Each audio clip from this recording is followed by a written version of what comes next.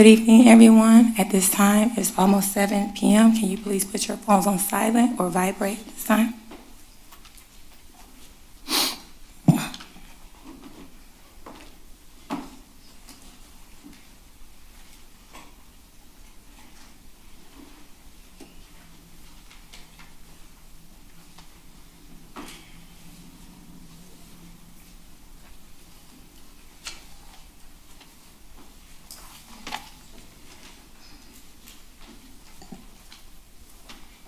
Good evening again. It is now 7 p.m., the start of our council meeting. You have to excuse me, I'm a little bit under the weather.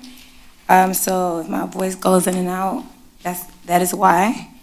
Today is August 1st, 2023, and we always start our council meetings with prayer that leads to the Pledge of Allegiance. If you all will stand and join me in that, I'd appreciate it. All heads bowed, eyes closed. Thank you, Lord, for allowing us all to be here safely. And those who couldn't be here, we thank you for them also. Lord, we ask you to bless every home, business, and visitor in the city of Eastpointe, and ask you to continue to bless our city spiritually and financially. Anything that is not like you, that is in us, we ask you to remove it now and forgive us for even having it in us. We love you, and we will be careful to give you the glory and the honor and praise. In this we pray, amen. Pledge allegiance to the flag of the United States of America and to the republic for which it stands, one nation, under God, indivisible, with liberty and justice for all. Thank you, everyone. I see some new faces in the crowd, so welcome if this is your first meeting. And if you haven't been here in a while, welcome back. We're going to start with our roll call. Good evening, Ms. Holman. Good evening, Mayor. Councilmember Baker. Here. Councilmember Cobb Muniz. Present. Councilmember Curley. Here. Councilmember DeMonico. Here. Mayor Owens. Here. Approval of the agenda, Council. So moved. Support. Motion and support. Please call the roll. Councilmember DeMonico. Yes. Councilmember Baker. Yes. Councilmember Cobb Muniz. Yes. Councilmember Curley. Yes. Mayor Owens. Yes. Hearing of the public. The hearing of the public, you get 3 minutes in the beginning and 3 minutes closer to the end. We would love to hear your opinions, ideas, and things that we can better improve. We ask you to be respectful. We have all ages, backgrounds in the audience and also listening at home. The first hearing of the public is now open.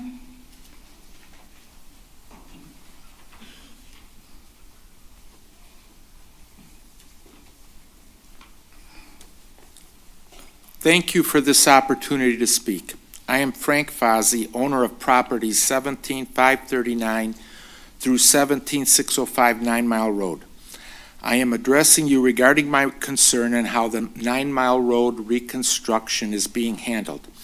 I hired an attorney, Mr. Stephen Bagney, with Clark Hill to assist me in this matter.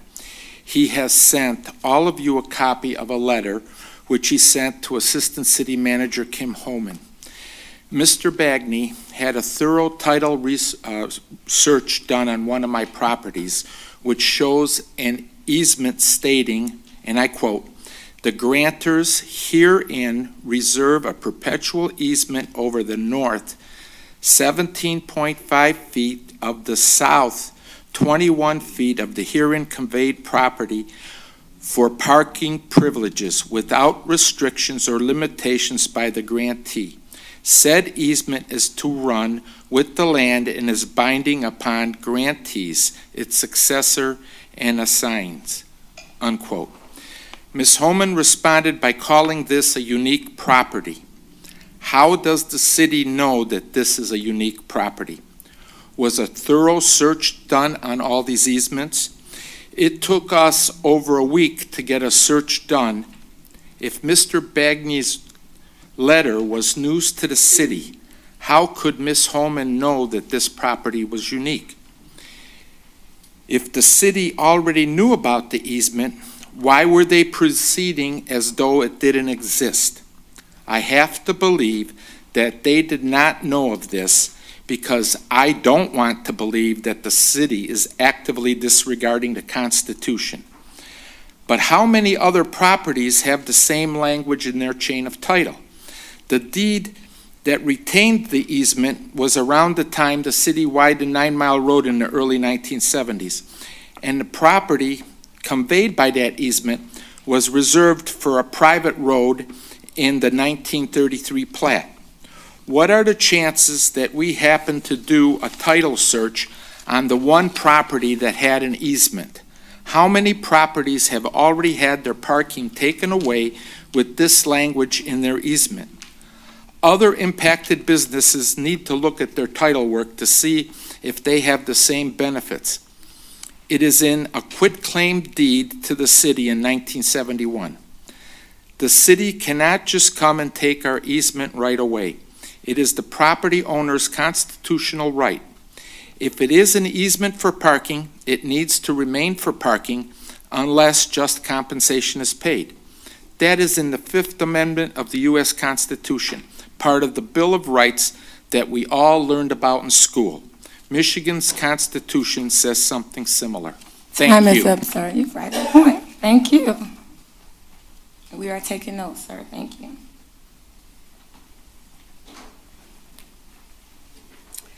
Good evening, Council. Mary Hall Rayford, Eastpointe resident. Something happened here on July 11th that I discovered after the meeting ended, and it's a bit disturbing. And I know you've admonished people to address the council, not the audience, and I can appreciate that. Because with the back and forth between audience members, sometimes that leads to something else that could be a little dangerous to someone else. So one of the things I encourage you to do in the event of an exchange between an audience member and someone speaking, that someone would speak up earlier and put a stop to it. As it happens, some people were threatened in the parking lot. And I don't condone threats or bullies. That's a coward's way out. So I would hope we would not see that here. Because if we have to resort to bullying because people don't agree with us, it's a really sad state of affairs. We don't have to agree to get along. And we can disagree agreeably. So I would hope to see that kind of change in the future for everyone speaking and for every audience member to, hopefully, hold their tongue until it's their turn to speak.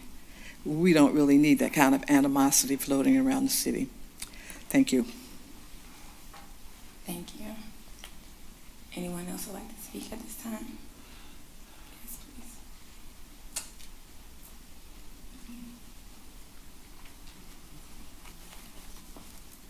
Hello, members of the council.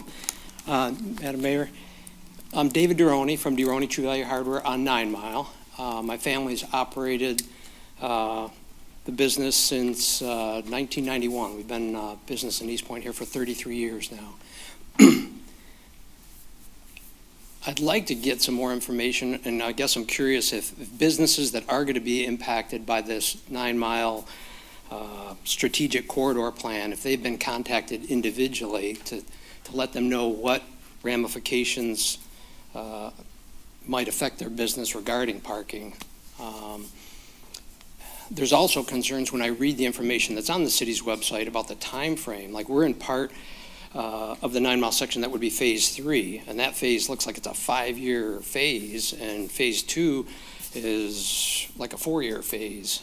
So if it's going to be a true 9-year phase for this project, if that it just means from start to completion, or if that means for 9 years we're going to have orange barrels on 9 Mile, because that's going to have a devastating impact on the retail businesses in this city.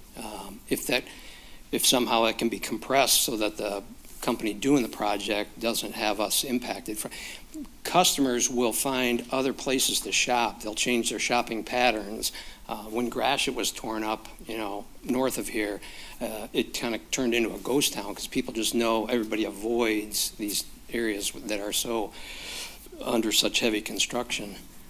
So I don't know if that's something that you have a better time frame on, But I'd be curious to know. But I'd also like to know, again, if businesses have been contacted individually to say, this is what it would be, this is what we're thinking for your particular business and how it might impact your parking setup. It sounds great in some capacities for sure to have new and improved, but some of the things that I see in some of the quotes, whether some of those quotes were by residents that are just putting in, their concepts. It's nice when one of the quotes was they wanted, require the businesses to provide and maintain the landscaping. The businesses have a lot we're already maintaining and doing, and it's expensive to maintain a business. When you put in grass and green belts, in wintertime, when there's salt in the road, salt in 9 Mile, the salt kills the grass. Everything along the curb gets killed. And what comes back in the spring is not grass then, and tends to be weeds, because the weeds do better than grass does. There's no sprinkling systems out there, so we rely on Mother Nature to keep things green, but she doesn't always provide enough rain to keep things green. And it sounds great to have trees out there, but the trees block the businesses' signage. So if you want people to come to the city, they've got to have viable businesses to come to, but if businesses lose parking. Your time is up, sir. I'm sorry. Okay, all right, thank you for your time. Thank you, but you get an additional 3 minutes, and we will be talking about this. So some of those questions will be answered if you stick with us, if you want to. Okay. And thank you for investing in the city. You all been here for a long time, a long time. I've supported your business, and you also have supported me, so thank you in advance. Anyone else would like to speak? Anyone else? Seeing none, first hearing of the public is now closed. Approval of the minutes. Madam Mayor, I would move to receive and file the minutes of the regular meeting of July 18th, 2023. Support. Motion and support, please call the roll. Councilmember Curley, Yes? Councilmember Communis, Yes. Councilmember DeMonico, Yes. Mayor Owens, Yes. Councilmember Baker. Yes. We have no scheduled hearings, no unfinished business, and we're going to go straight to reports from administration with our city manager. Good evening, ma'am. Good evening, Mayor and Council. Well, first up, we have the primary on Tuesday, August 8th. So if you have not already registered to vote, you can stop by the clerk's office during their open hours. We also have Saturday hours this coming Saturday, August 5th, from 8 a.m. to 4 p.m. You can stop in, register to vote, get your absentee ballot. If you have any questions on that process, you can always reach out to the clerk's office or myself, and we can certainly answer those. But again, this coming Tuesday is the August primary. So get out, vote, and state your voice, share your voice. Again, we are here on Saturday, so it's weekend hours this coming weekend for the election. So if the current hours in City Hall don't work for you to register, you can always stop in on Saturday and you can register to vote with us here and get your absentee ballot. We do have water filters still available. Primary location is at the library. They also have some evening and weekend hours at DPW and here at City Hall. If you need a replacement cartridge, we also have those still available, so please stop in. MDHHS does recommend that you change those out every 2 months. So if you have not changed out your filter, please stop in, get a cartridge, and replace your filter every 2 months as recommended. Well, actually, I'll leave the pension grant to you, Randy. That's some good news for finance. And then Councilmember DeMonico did ask to give an update on the lead line replacement program in terms of our current numbers. So initially in 2018, 2019, on the initial inventory of lead lines, it was identified that there was 1,313 lead lines in the city, but that also included several unknown or unidentified lines at that time. We have been working, AEW and our incredible DPW team has been working since our action level exceedance in the fall to identify all of those lead lines that were unknown at the time. And at this time, we've identified 2,264 current lines. And since 2020, the city has replaced 692 lines, which is an incredible amount of work. There's been at least 3 sometimes per day that are being replaced and has been an incredible program. So we thank AEW for all of their efforts, DPW, Council for consistently investing in the water infrastructure in the city, and it certainly is an an all teamwork project to really see this through. And then as well, as mentioned at the last council meeting, Senator Kleinfeld and Representative Edwards were able to secure $10 million to assist with the program to continue moving forward and replacing lead lines. So with that, Mayor, Council, I can answer any questions that you guys may have. Anyone have any questions for our city manager? I had one. It was pertaining to Mr. Dion. Did I say it, Deron? That's it, right? Deroni. I'm sorry. It's so unique. Now, I believe we did send a letter to all the businesses on 9 Mile, correct? When this was going on, and if not? Correct. So all businesses on 9 Mile did receive letters, and then they are being contacted directly during their phases of design. So the strategic plan that was mentioned is separate, and I think Ryan is planning and can go into more detail on the first agenda item, but the strategic plan is different than the design plan for reconstruction. So the strategic plan was adopted by council with the idea of what 9 Mile and kind of the engagement plan on how the community wishes to see 9 Mile. The actual reconstruction plan is different than that book. But we can allow Ryan on the first item to kind of go into detail on the planning process for 9 Mile reconstruction.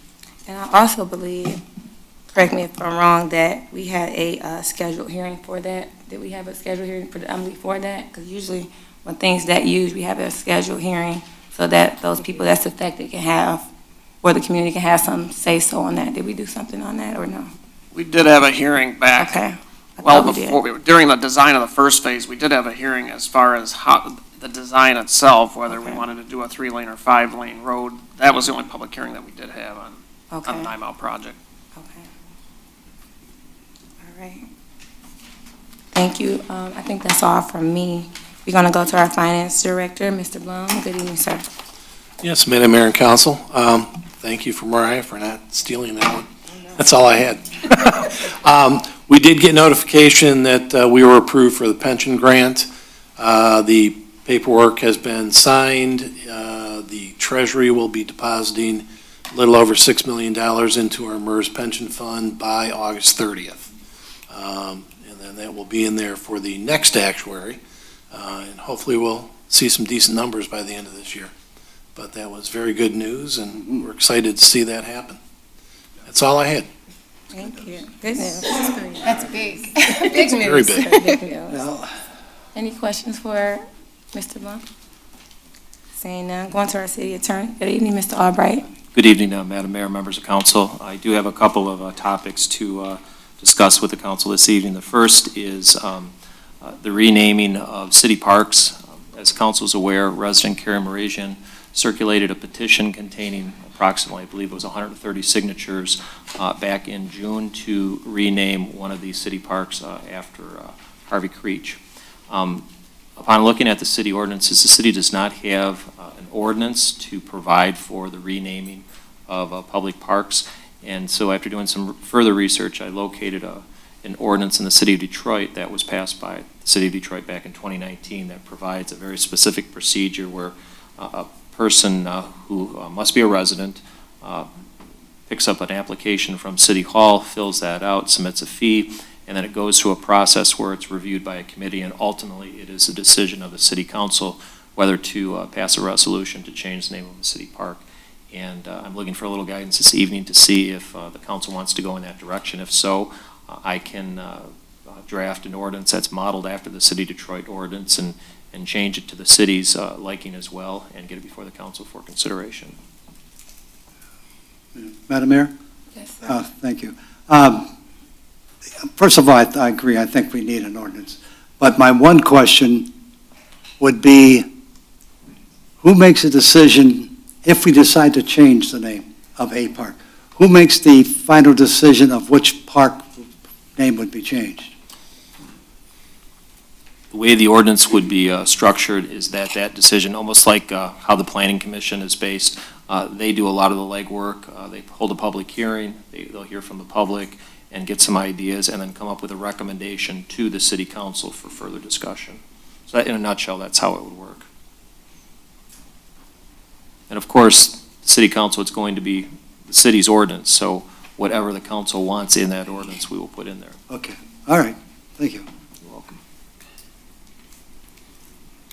Any other Is it, Anything else? is there a consensus on council for our office to draft a proposed ordinance? You want a consensus, Madam Mayor? I'll give you my consensus. I was just going to say, I think I could review everything you sent us. I'd just be interested in maybe following up later. I don't know about it this time, if I'd be interested in that.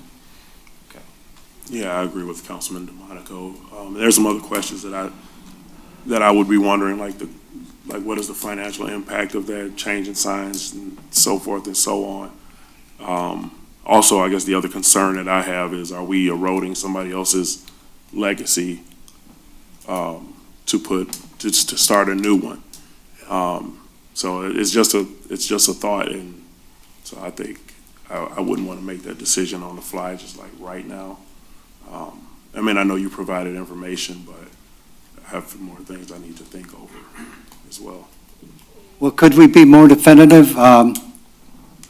Both of you said at a later date, or not right now, that's fine, but can we get more specific and say, the first meeting in December, or the first meeting in January? At least we would have something to go on, because if we say later, people are going to say, when are you doing it? So could one of you two give a suggestion for when it would come back? Well, for me, I mean, I'm not even certain that I want to move forward with it, just because, even just for the sake of taking somebody, like, for instance, Kennedy Park, you're taking John F. Kennedy's name away from the park. Depending on the sentiments with certain people, that might be a negative impact for some and maybe positive for others. So I don't want to give a date and then say that I'm going forward with it or willing to go forward with it, and I'm not certain of that yet. So I don't want to misspeak, and I don't want to say something that's inaccurate. Well, I will say, Madam Mayor, if I may, I've been trying to work with the city manager to find out how the different parks got named. And you're right, I would not consider at all for the Memorial Field or Kennedy Park or Spindler.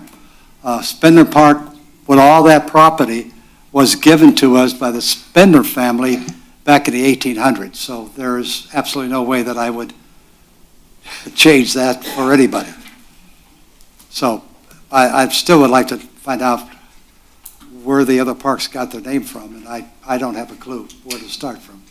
Maybe you all do have an idea of how can we find that out? That information may be over at the library. Oh, all right. And I know that Mayor Pixley, in the past, I believe, has authored a couple of books on the city's history. I could certainly contact Suzanne Pixley and ask her if any of her books have any history on the parks here in our city. All right. I think I read those books. I don't think it does, but you can No ask reference, them. yeah. But we do have the Eastpointe Historical Society. They might be able to help with that, and Macomb County Historical Society as well.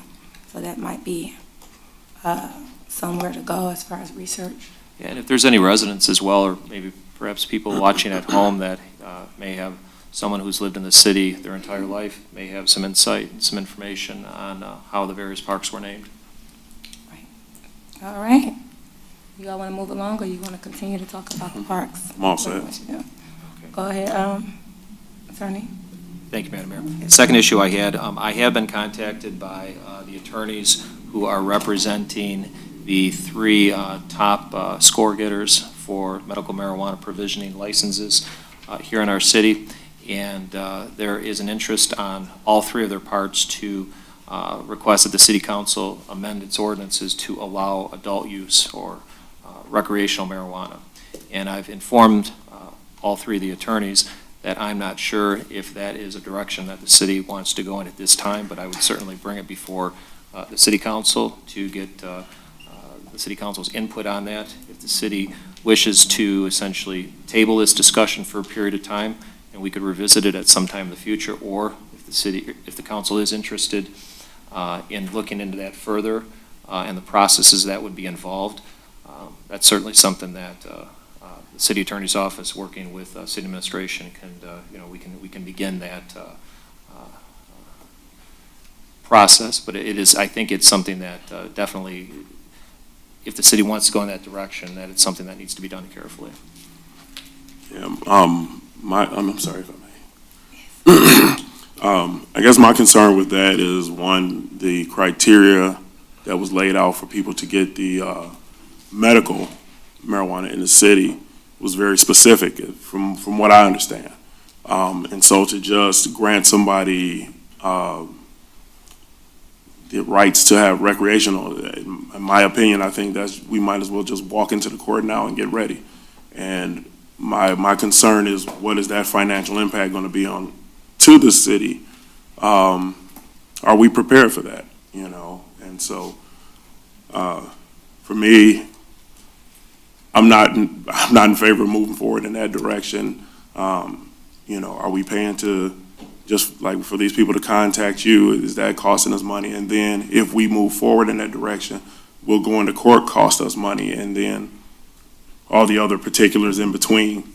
So our responsibility is to do the best we can with the financial resources, and that one gives me a lot of apprehensions.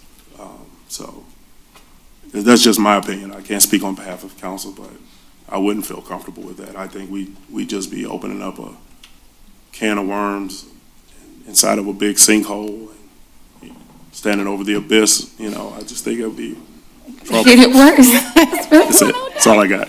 Madam Mayor, if I may. Yes. I agree, I share Mr. Baker's sentiments. I think at this stage, the legal implications are too far-reaching, and without more information than what we have, I don't see anything right now that, oh, thank you. Mr. Gasson gave me a signal. I think the legal implications are too far-reaching right now, and we would be opening a literal Pandora's box, especially given the requirements that were set in place just to get the medical marijuana, and to go back now and make a change. I echo his sentiments.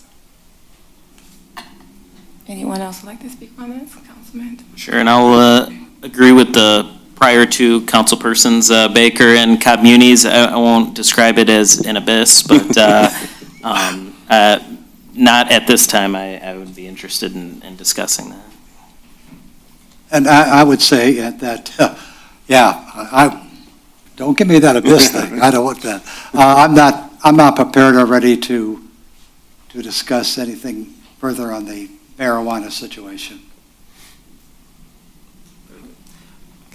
I do have information on the deed for the military museum that has been executed, has been recorded. All of the language that the council specified was included in that deed, and so the title to that property has been transferred. And thank you, Councilmember Cobb Muniz, for really pushing in that direction so it could get done. Thank you. I appreciate that. Thank you. And council's in receipt of our monthly status report. I am happy to answer any questions or any other questions the council may have. Any questions, anything? Just thank you for your due diligence to make sure that that was taken care of. I know that there were two that were taken care of this weekend, or last week, and I appreciate both your and administration's work to make sure that we move forward as a city. Thank you. Happy to help. Thank you. Thank you all to all the directors. Our chief of police, would you like to say anything at this time? I don't want to leave you out. No, I appreciate it. Just I'm glad to be here. Glad to be working here, and things are going really well. Again, we're getting one step closer, like every day, to having an agreement with the school district. So I still have my fingers crossed. I'm not quite holding my breath, but we're doing really well. So I'm looking forward to continuing working here. Okay, thank you for your service, sir. Going to new business, item A, contract modification, Furwood and Birchwood water main replacement project. Council. Madam Mayor, I would move to approve the contract modification for the Furwood Avenue and Birchwood Avenue water main replacement project, AEW, project number 01450677, in the amount of $77,244.95. Support. Motion and support, please call the roll. Councilmember Curley. Yes. Councilmember Cobb Muniz. Yes. Councilmember DeMonico. Yes. Mayor Owens. Yes. Councilmember Baker. Yes. Next item, item B, discussion on 9-mile reconstruction, Gratiot to Tuscany. And I don't know if council want to start off, but we do have Mr. Kern from AEW. You will probably be answering some of the questions that people in the audience had as well. But before we go to that, council, did you have anything to say before I give it to Mr. Kern? Oh, in my opinion, I think he should go ahead and then we'll find what questions we might have after he gets through speaking. Agreed. Okay, does anybody have any questions before I give it to Mr. Kern? Okay, Mr. Kern, you have the floor. All right, good evening, Mayor and Council. Good evening. I guess just to start, as you're aware, we're currently in the process of reconstructing the first phase of 9 Mile from the west city limits to Gratiot. That involved the replacement of the water main on the north side of 9 Mile, as well as Consumers Energy replacing 2 gas mains, a high-pressure and medium-pressure gas main on the south side, and that work is complete. And we're currently working on the road reconstruction phase of the project, and we're hoping to see concrete pavement start there next week on the north side. We're expecting the batch plant, their concrete batch plant is going to be set up here at the Department of Public Works. So once that's set up, you're going to see a lot more progress out on that job. We're currently finishing up the design of the second phase from Gratiot to Tuscany, which is very similar to the first phase. It's going to be a 5-lane road, similar to what's there now, same footprint basically as what's there now. The project's going to also involve the replacement of the water main. It's a 12-inch water main. That replacement's going to happen on the south side of 9 Mile, and then Consumers Energy is currently replacing their 2 gas mains on the north side of the road. Their work should be done here this fall. We would be looking at doing the water main replacement work over the winter months, and then the reconstruction would take place starting next spring and be completed late summer, early fall of 2024. We do have the third phase coming up in the future too. That'll be from Tuscany to I-94, which we're also getting federal money for through an earmark. That work, the water main work, is only from Tuscany to Kelly in that phase. East of Kelly is a newer water main, so that there won't be too much disruption with the water main, but that work would take place in the winter 24 to 25, with reconstruction to take place in 2025. And that would complete the reconstruction of 9 Mile all the way across the city at the end of 2025. All 3 phases of this project are getting 81.85% of the construction costs funded through federal funding that the city, every 3 years, the Macomb County Federal Aid Committee requests projects from all the communities. They're basically road projects. They have to be major roads that are eligible for federal funding. We submit projects to put on their transportation improvement program. That committee chooses which projects move forward, and then we get federal funding for those. The project that we're proposing here is, again, a 9-inch thick concrete pavement on a 10-inch thick aggregate base. Everything's going to be brand new aggregate base, new under drain underneath both sides of the road for better drainage, all new storm sewer facilities, all new handicap ramps.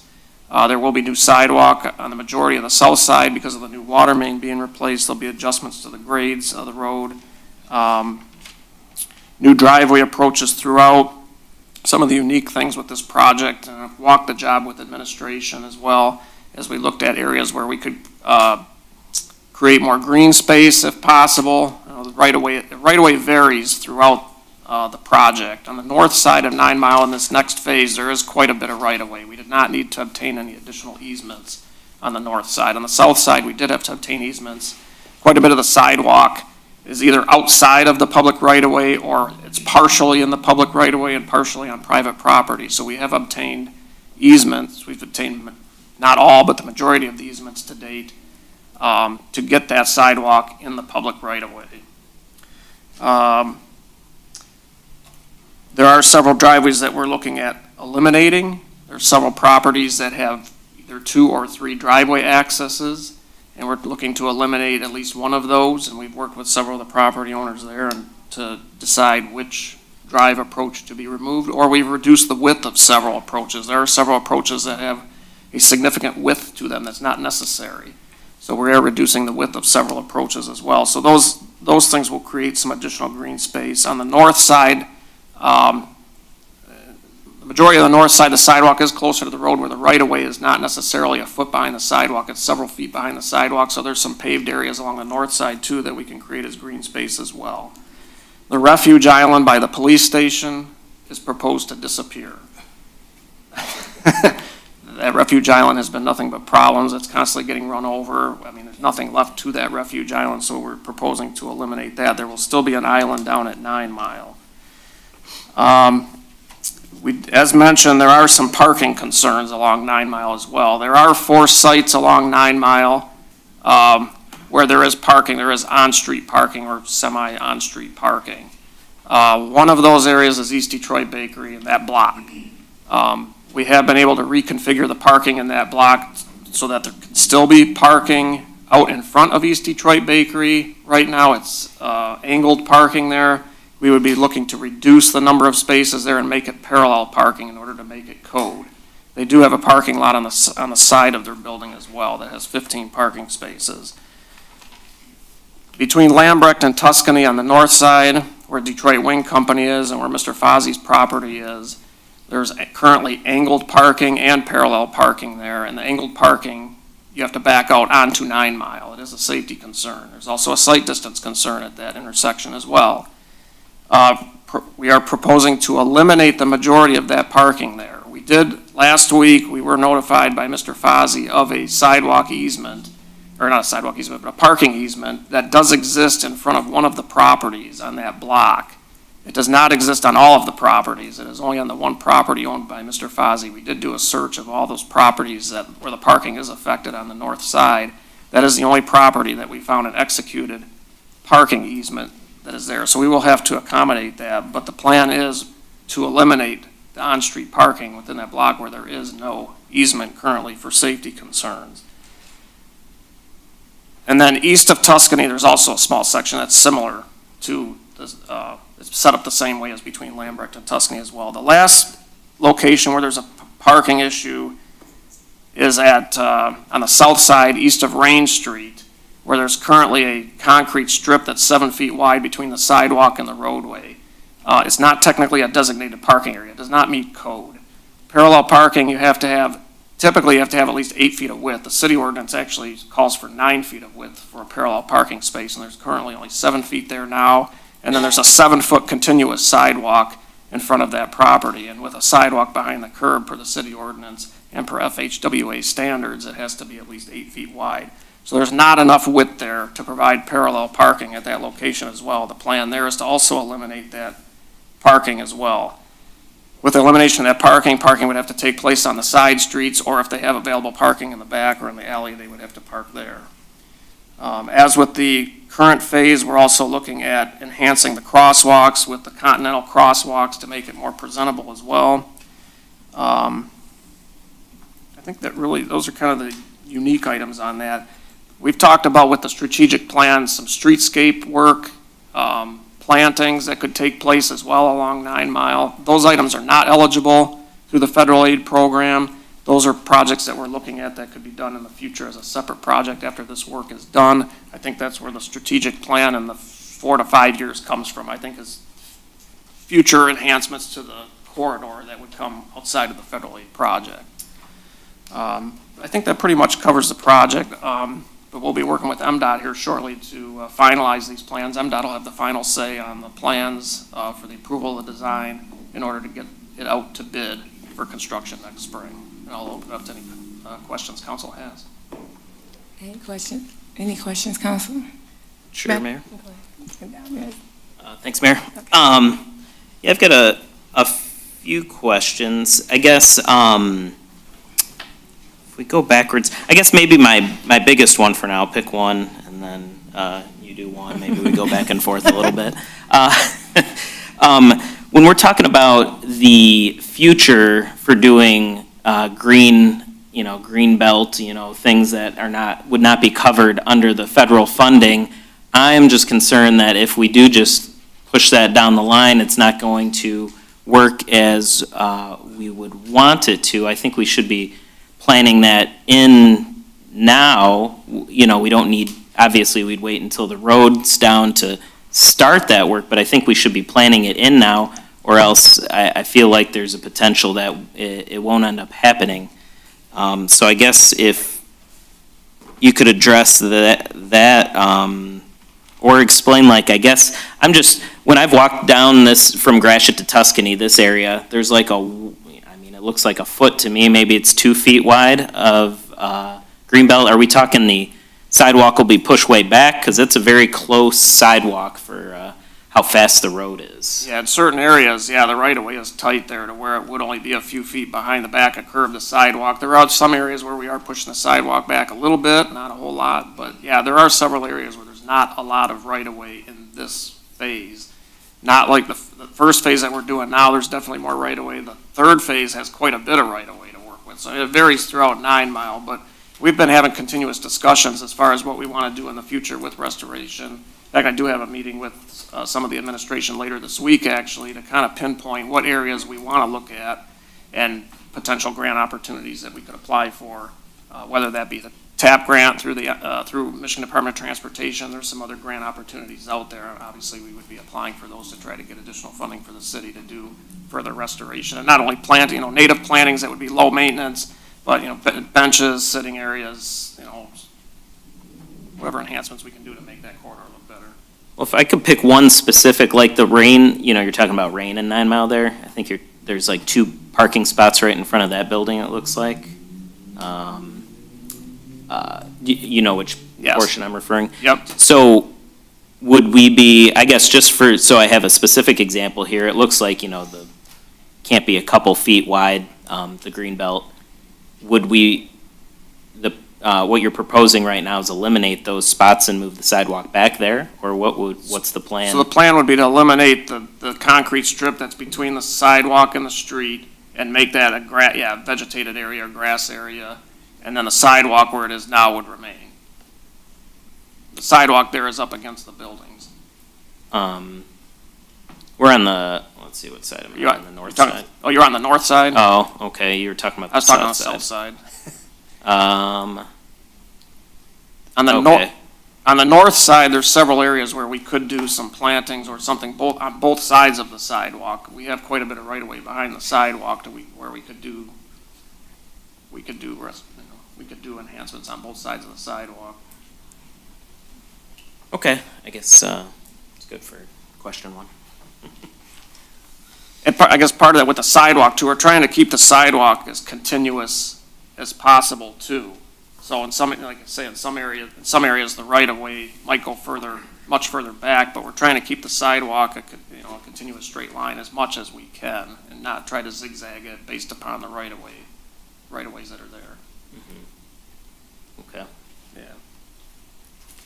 So, I guess that would go to one of my points, just the continuity of sidewalk, particularly for people who are walking or who have children or who need assistive devices to get through the city. How many areas are there that would be affected by a change in continuity? There are a few jogs in the sidewalk that we are still proposing, and it's either based upon obstructions that are out there or again because of the right-of-way, but we are trying to keep it as continuous as possible. And then, speaking specifically to Mr. Fozzie's easement, how many spaces are we talking about in terms of actual parking spaces? Based upon that easement that exists, it appears that we could fit at least 1, maybe 2 parallel parking spaces within that easement. There is a drive approach that overlaps into that easement.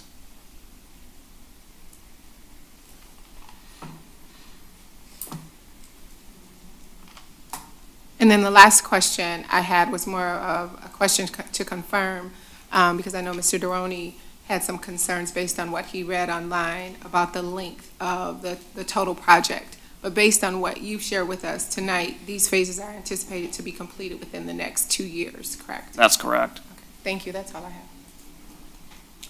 I have. Any other questions, council? Yeah, I got one. Is this all federal money, or can you use like money, street fund money or anything like that? Like, how is this? So 81.85% of the construction costs will come from federal funding, and then the remaining match will come out of the city's Act 51 major funding. And then all the soft costs as far as engineering, inspection, construction administration, surveying would be 100% paid through the city through the Act 51 major road funding, which there is funding available in that account to cover those costs. So the majority of it would be just through, would that be like grants or federal grants? Is that, I just want to make sure I understand it. The federal portion of it? Yeah, It's not necessarily a grant. It's federal funding that's available to all communities that it's kind of competitive, I guess you could say, to get it, but it's not necessarily a grant program. But it is federal dollars. It's administered through the state, but it is federal money that comes through the state. okay. It's, but no street funds or streetscape or anything like that? Correct. Correct. Correct. That cannot be paid through federal funding. Okay, thank you. Any other questions, council? Sure, Mayor. And some of this, I guess, might be questions for maybe our city manager, or I guess if anybody else from city management that would want to answer. I'm looking at our, the 9-mile corridor plan that we're talking about, our 9-mile strategic corridor plan. And I guess as we're describing this here from at least Gratiot to Tuscany, we've talked about how there is a little bit more space west of Gratiot. I'm just having a hard time seeing how we're meeting some of these objectives that we had put in this plan. Like the very first objective is provide for complete streets on all roadways, emphasizing safe, attractive, and comfortable access and travel for all ages and abilities. So I guess that's especially why I'm talking about comfortable, because for sure it's a little uncomfortable to me, at least, when I've walked up and down 9 Mile with how close to 9 Mile you are. I'm just trying to figure out how we're meeting these objectives. And I guess on the comfortable part, what's the downfall of going back and forth, I guess, maybe more of a specific question, maybe Mr. Kern, about keeping the sidewalk just straight all the way, little zigzag. Why is that a big deal? I guess if that makes it more comfortable, or we have a little more green, we could make a little more green space between the street and the sidewalk. Why is that a big deal? I guess as far as, you're asking as far as continuity, why we need to have it as, Well, when you're saying continuity, you mean the same width from the, or same distance from the street, right, is what you mean yeah, by correct. continuity? Yes, correct. Yeah, the same distance from the street, yes. Why is that so important? I think it's just as far as pedestrian use, it's just easier if it's a continuous line. We try to keep that as much as possible. That's just kind of normal practice, I guess, to do that. It's not, we can zigzag it all you want if you want to do that, but I think just for continuity, it just makes sense to make it go straight through. And for the most part, we are doing that already, or it is really, for the most part. So, and I guess then maybe part of this, Ms. Walton, would be my question to you. I guess, like, how are we, well, if we're not talking as much about, like, greenscape or trees or things like that, how are we going to meet all of our goals we set in this 9-mile corridor plan? I'm just a little concerned that we're not going to be able to meet some of these goals. Sure, thank you. I think one of the things to remember, especially when we're going through a planning phase, is the difference between theory and practice. While we engage the community and we have ideas and we come up with things, when you're actually out boots on the ground and you have engineers that are actually measuring things to see what's actually practical in certain areas of the community, you realize that there may not be as much opportunity to fulfill 100% of the plan. But as Mr. Kern had mentioned, you're reducing access points, so it's making it safer for pedestrians. You're lining it up so that, as Councilmember Muniz had mentioned, people that are walking with strollers that we've put in grants on Kelly Road, those are lining up so that you're not zigzagging through the street and extending yourself while you're crossing the street, while you're with a baby in a stroller. And then adding additional green space, while it might not be as much in every single area, there is still an effort to increase the green space and increase the separation between the cars and the pedestrians that are on the road. So there are certainly a lot of measures here that Ryan and the entire DPW team, our entire administration, has gone out actually on each one of these phases to review, to do as much as we can that is in the plan. But again, that theory and practice is different when you're actually boots on the ground to see if you can implement all of the things that are in that plan. How many trees are we adding for this section that we're talking about right now? Do you know offhand? We haven't determined how many yet. So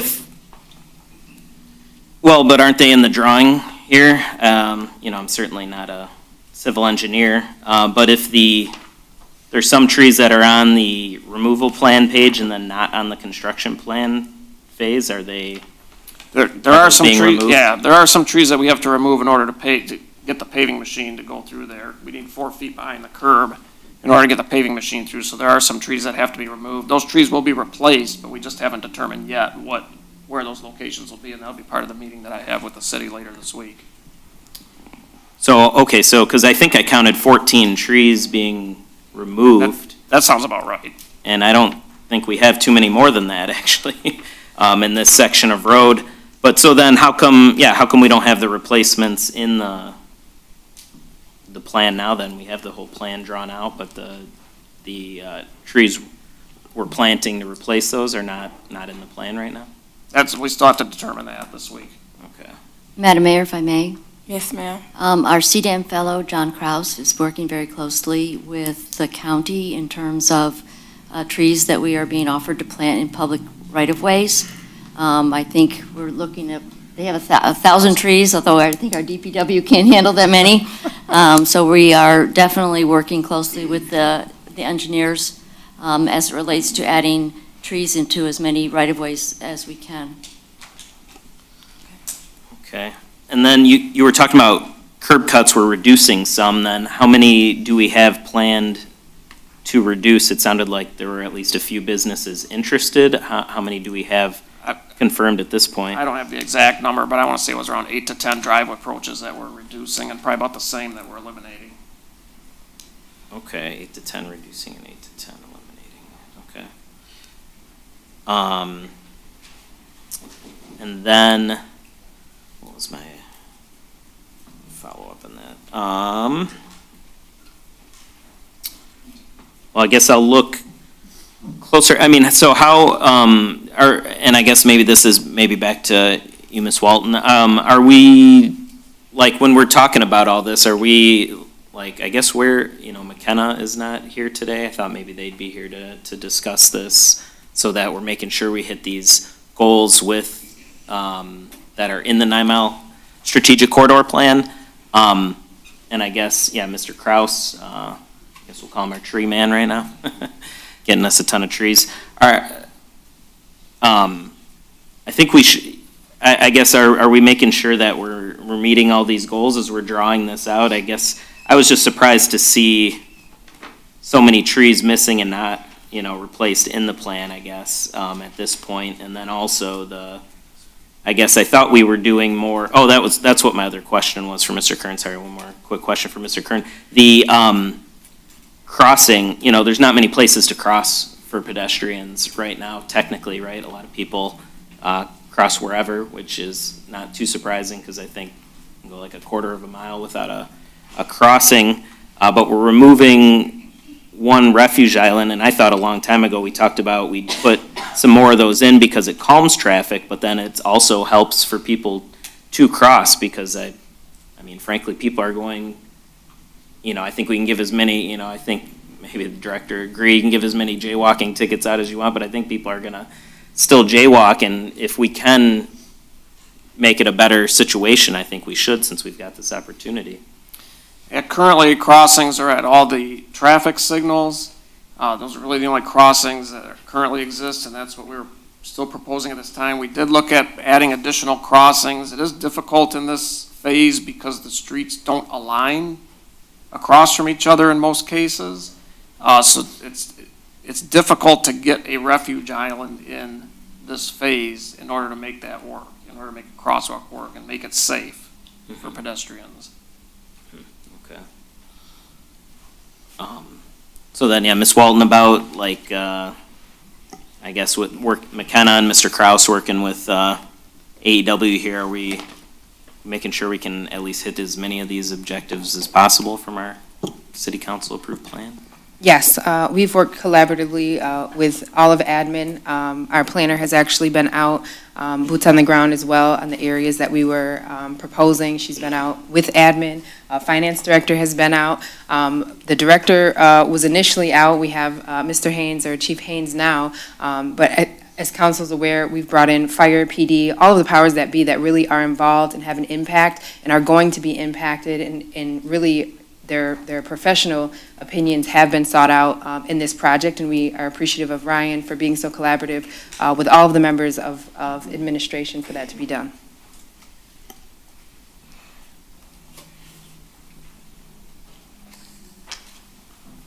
Done, Councilman? Sure. Thanks, Mayor. You're welcome. Mr. Kern, when is that meeting you are supposed to have for finalizing things on the Thursday, plan? we were meeting Thursday afternoon for us, yeah, that was just to discuss the restoration part of the project. Okay. Can you let council know about that? Maybe we want to be a part of that conversation. The reason I said that is because a lot of the votes majority of all the votes go through council, and we want to also be a part of and see what's going on as well, than just be up here voting on things that we're not always a part of the conversation. So I would like to, seeing the blueprint and seeing the numbers and seeing what's going on. So when people ask us, we are informed, not because we're not here almost every day, like you are working, on these projects every day, but we still need to know what's going on because they elected us to do those things. So if I can even meet you tomorrow or something like that, just, let us know when those conversations are happening so we can be a part of that discussion too. I know administration is already too, but when the bills come and the things have to be passed and the money has to go through, we have to vote on that. And we want to know not only, we just don't want to be voters up here, we want to actually be a part of the conversations too. Sure. Okay. I know we have one of the business owners up here at T-Shirt Gurus, also now one of the organizations for the autism organization for families in our community. I know she's going to be impacted. She's right next door to that restaurant you were talking about earlier. What's the chicken wing? Or That's the Detroit Wing Company. The Detroit Wing Company. Okay. So I know me and you had a conversation. I know that's a majority, she shares that parking with them too. So we talked about how we're going to service the businesses when we take away those parking. I know me and you had a conversation about the sidewalk parking and trying to put some type of language up for people to park for those businesses. Now, Right. let's talk about that a little bit. Yeah, I know we had mentioned about possibly putting some signage up on the side streets that would be for parking for businesses only right off of 9 Mile, where those businesses would be affected by parking to where we would have to have them park on the side streets. We could definitely do something like that. Now, do we talk to, we'll have some type of conversation with the residents over there as far as do we need to, or we just? I mean, that's up to the city if you want to have that discussion or not with the residents. I don't know if it would necessarily be I guess I would have to see how the parking would be if we were talking about how many parking spaces and things like that. Because if I was a house by a business and then cars are parking in front of my house and things like that, I would want to know what's going on and have some type of, idea to prepare me for a change. And I think sometimes when we do stuff, we don't prepare our residents for that change. Sometimes we remind them or tell them, but it's like we don't guide them in a solution to help them with that change that's to come. So I think that's something we want to think about too, as far as parking places and how that looks too. Sure. Okay, any other questions, concerns? Sure, Mayor, you made me think of one other one. What about, Mr. Kern, about back-end parking instead of, it seems, well, especially if we're talking about in front of Detroit Wing Company, parallel parking obviously takes up a lot more space. And yeah, I haven't been a big fan of pulling into those spots forward and then trying to back into 9 Mile either. What about backing in, what's it called, diagonal? Yeah, you're talking Parking. angled parking still, but backing in. I mean, that is something that is acceptable to MDOT, but again, it does create a safety issue again, because you have cars that are stopping on 9 Mile and then having to back into a space. So it does create a safety issue. And there's also a depth issue too between the sidewalk and the street. I think with the angled parking in front of Detroit Wing Company, I'd have to look again. It was pretty close whether angled parking would still work there or not, but It's just a safety concern there, as well as a sight distance concern at that corner. If you do come up to the corner of Lambrecht and 9 Mile, heading south on Lambrecht, you cannot see to the east on 9 Mile when those vehicles are parked on the street. So it creates a conflict point when cars are coming on 9 Mile and people turn out from Lambrecht because they can't see vehicles coming, heading westbound on 9 Mile. All right, council, any other opinions, concerns, ideas? Okay, seeing none, thank you, Mr. Kern. No problem. Was some of your questions answered tonight? Yes. Okay, good. No. No, not yet. Okay, we'll get back with you at the end of the meeting, Thank you. because we probably can't answer everything in this session. You're welcome. Okay. Going to item C, adoption of resolution number 23-1963, depositing or investing public funds, deputy treasurer as authorized official. Council. Madam Mayor, I'd like to make a motion to adopt Resolution 23-1963, which designates Deputy Treasurer Danielle Palmaville as an authorized official to perform all of the duties involved with depositing or investing public funds. Second. Motion and support, please call the roll. Councilmember Communis? Yes. Councilmember Baker? Yes. Mayor Owens? Yes. Councilmember Curley. Yes. Councilmember DeMonico? Yes. Item D, adoption of resolution number 23-1964, adding deputy treasurer as authorized check signer. Madam Mayor, I'd also like to make a motion to adopt Resolution 23-1964, adding Danielle Palmaville's signature as Deputy Treasurer effective August 1st, 2023, to all current and future city financial institutions. Second. Motion and support, please call the roll. Councilmember Communis? Yes. Councilmember Baker? Yes. Councilmember Curley. Yes. Councilmember DeMonico? Yes. Mayor Owens? Yes.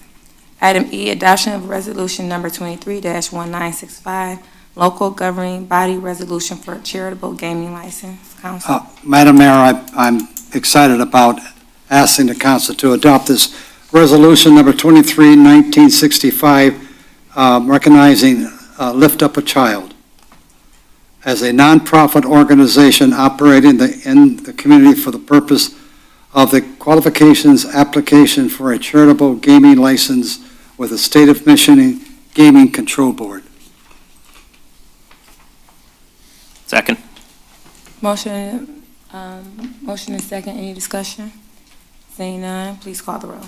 Councilmember Curley. Yes. Councilmember DeMonico? Yes. Councilmember Communis? Yes. Mayor Owens? Yes. Councilmember Baker? Yes. Item F, approval of a special event application for the community back-to-school wellness fair. Council. Madam Mayor, I'd like to make a motion to approve the special event application for the Community Back-to-School Wellness Fair held by the Macomb Alumni Chapter Delta Sigma Theta Sorority at Love Life Family Christian Center located at 17363 Topher on Saturday, August 26th from 11 a.m. to 3 p.m. with the submittal of a simple site plan and that all vendors obtain the appropriate permits or licenses. Second that. Motion and support, please call the roll. Councilmember Communis? Yes. Councilmember DeMonico? Yes. Councilmember Curley. Yes. Mayor Owens? Yes. Councilmember Baker? Yes. We usually do it, it depends, it's up and down, but I hate to have guests and not recognize them. Those that are part of this community back to school, the Delta's correct. Would y'all like to come up and say, how did you start? I know you all just started in Macomb County, it was probably almost 2 years ago now. And just want to introduce yourself to the community that you are serving, and we want to say thank you in advance. Excuse me. Good evening, Mayor and Council and those in the general audience. My name is Janice L. Willis, and I stand before you as the president of the Macomb Alumni Chapter of Delta Sigma Theta Sorority Incorporated. As Mayor Owens stated, we were chartered in the Macomb County in May of 2020 during the pandemic where things were a little uncertain. But as an organization of college-educated women who are committed to public service with a primary focus on the Black community, we wanted to make sure that we show our visibility in Eastpointe. Eastpointe is one of the 12 cities where we provide service. We are all about sisterhood, scholarship, service, and social action.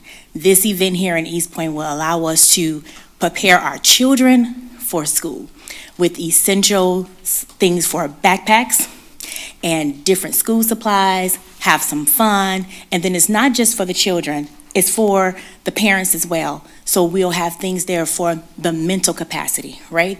We're talking about physical and mental health. So from a physical aspect, they'll receive trinkets from us, but from a mental perspective, we will have Macomb County Health Department out there. We'll have stations where people can learn more about their numbers.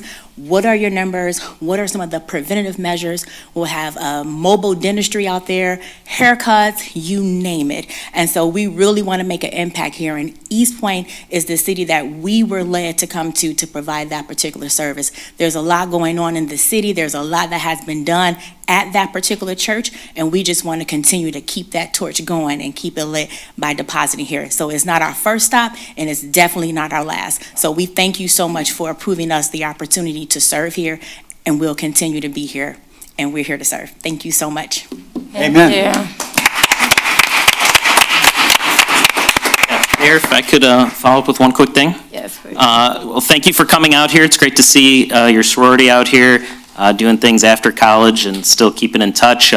I'm in fraternity, just one letter off from you guys, Delta Sigma Phi. So great to see you doing things out in the community. Thanks for everything you do in Eastpointe, and that is all I had, Mayor. Anybody else would like to say anything to this wonderful group?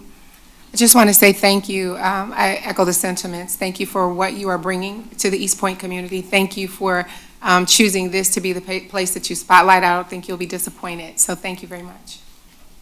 Yes, again, I just didn't want you to come out and we don't acknowledge you. I believe in acknowledging people who do the work, and you have been doing the work a long time before you came to Eastpointe. I'm just glad that you chose Eastpointe to add to your portfolio to do the work in. So I really thank you all. You all have been really helpful in, my term as well, and helping me do some things too. Not your chapter as part of Macomb, but the Delta's period. I think I know one of the main chapter presidents in Detroit, so who oversees Detroit, and she has so you're all connected. So you all do a good job. So thank you for the work, and thank you for choosing Eastpointe. Next is the approval of attendance. Do you all want to do this all together to approve? No, let's do them Want to do it separately? Okay. Item G, the approval. Madam Mayor, if I may, Yes, ma'am. we didn't approve the special event yet. Oh, we just was all happy and excited. Okay. Please go ahead. Motion and support. Call the roll, please. Thank you. Thank you. Councilmember Communis? Yes. Councilmember DeMonico? Yes. Councilmember Curley, Yes. Mayor Owens? Yes. Councilmember Baker? Yes. Okay. Item G, thank you. Approval of attendance for Councilman Baker for the 2023 MML Convention for October 18th through the 20th, 2023. Council? Madam Mayor, I'd like to make a motion to approve the attendance of Mayor Pro Tem Rob Baker for the 2023 MML Convention, October 18th through the 20th, 2023. Support? Motion and support. Please call the roll. Councilmember Communis? Yes. Councilmember Curley, Yes. Councilmember DeMonico? Yes. Mayor Owens? Yes. Councilmember Baker? Yes. The approval of, item H, approval of attendance for Councilman Curley 2023 MML Convention for October 18th through the 20th, 2023. Oh. Council? Madam Mayor, if I might, want to talk a little bit about this for myself. First of all, obviously, we all know that there's a general election this coming November. I am up for re-election.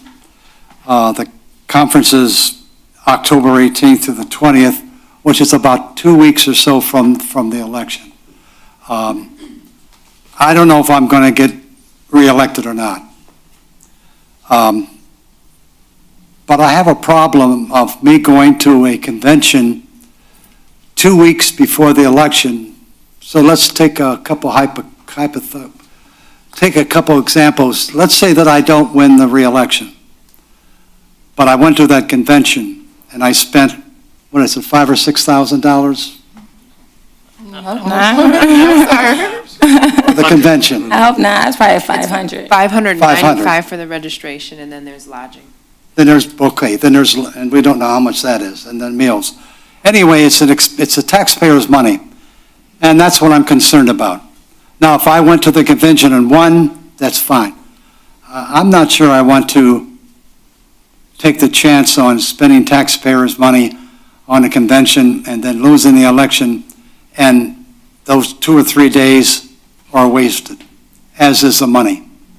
So I'm glad that Councilman Baker and Councilman DeMonico have been approved to go, but I would just say to you, City Manager, that I want my name removed, that I will not be going to the convention for the reasons I stated, with the taxpayers' money. Okay, moving right along. Item I, approval of attendance for Council Member Cobb Muniz for the 2023 MML Convention, October 18th through the 20th, 2023. Are you going, Ms. Muniz? So I would move that we approve the attendance of Councilmember Cobb Muniz for the 2023 MML Convention for the days of October 18th through the 20th, 2023. Second that. Motion and support, please call the roll.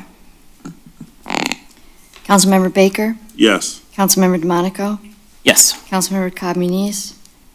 Abstain, since I'm going to personally benefit from going. Councilmember Curley? Yes. Mayor Owens? Absolutely. Thank you. You're welcome. You deserve it. Item J, the Youth Mayor Mentorship Proposal, and then we are done. So I put this on the agenda because I know we are bringing back our youth. I believe our council member Cobb Muniz brought back the wheel, actually not inventing the wheel. We are just bringing it back for the teens commission that we have. And I believe that we did some shadowing as well in the past, and I don't know as much as about the shadowing as some of you are. Well, Councilman Curley and Councilman DeMonico may know more about that, and also our city attorney about how the shadowing went. And could you explain a little bit of that and how that went, so I can have a better discussion on where I'm going with this? Okay. Well, yeah, I guess back in 2006, I believe it was, maybe it was 2005, I shadowed the city council. As Mayor Dave Austin was here, I was shadowing him and some of my other colleagues in high school there were shadowing everyone else on the city council at the time. And I know we've done it a time or two since I've been on city council, and then kind of COVID hit and we kind of course, stopped for a while and haven't kicked it back up, but that's probably all I could give you off the top of my head. Now, what did that consist of when you shadowed them? Did you go with the mayor and the council, or how did that go? Did they show you parts of the city? Did they teach you Robert's Rules of Sturgis? How did that shadowing go? What did you learn from it? How did it go? I remember there was some meeting ahead of time, and I think Mayor Austin didn't make it to that one, but then we shadowed also at, I don't remember what was discussed at that, frankly. And then we shadowed at City Hall. It wasn't this City Hall right here. It was before this was built. But we kind of, I think, just like kind of sat behind the current council and just listened, kind of like we did a few years back before COVID hit and had some of the high school students here. All right. Do you remember any of the shadowing? Yeah, I'm smiling and laughing because my shadowing was 24, 25 years ago. But we did pretty much the same thing as Councilman D'Amato was talking about. We had a young person from school for each council person and for the mayor and for the city manager and finance director and chief of police. But yeah, so they hung around with us all day, and we took them all to all of the buildings. It was fun, but it was only just the one day that we did that. Is that what you're thinking about, one day? Yeah, well, not one day. Well, I've been working with a young lady. She's also a student at the high school. She's in the audience right now. Wave your hand, like you just don't care. There you go. And she's been shadowing me, and I know it's something that we want to bring back. I don't know if you all are talking to students that want to shadow you all too, but, you know, having her before I had her up here, I wanted to see how it went first, and have her up here to shadow me as well, just to be a part of the council meetings and things like that. We've been going to different buildings in our community. We went to one meeting for the SEMESD as well to see how the water is run and how we clean the water. She has done a lot of community events. We've been working on how to vote and how Sturgis is ran and things like that. So I didn't just want to have a student up here without letting council know and getting approval from council to try to bring that back. And how did y'all feel about that? I guess I got one question, it's just a general. How did you guys go about determining, like, who shadowed, or what, like, did you just reach out to the schools? Because that was obviously before my time, but I'm just curious. Well, I just remembered after the quick little intro I gave, but when I was at the high school, it was the National Honor Society officers that were invited. I was president of the National Honor Society my senior year, and then it was some of the student council representatives that were invited. I don't know exactly, I'm sure that went through, like it'd be Miss Van Herent's right now. I don't know how they went about that. And then I guess that last time we did it, I must not have been part of the invite process. I don't remember. I know some students came out, but I don't remember how we selected them.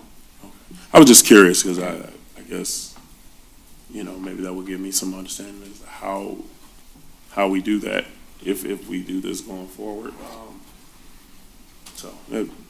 That's all. I have a question for Mr. Albright. From a legal standpoint, with respect to the charter and the ordinance, how does it work for a student to actively participate on the dais in a council meeting? I think that it would be permissible as long as the city council in its agreement with passing a resolution to allow that. It's been done in the past.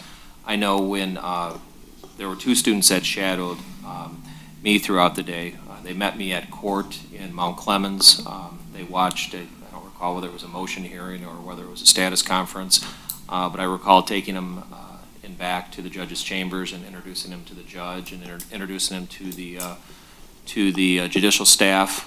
They then came back to my office, and I just made sure that all of my clients consented to them sitting in on either telephone conferences or meetings, and everyone did.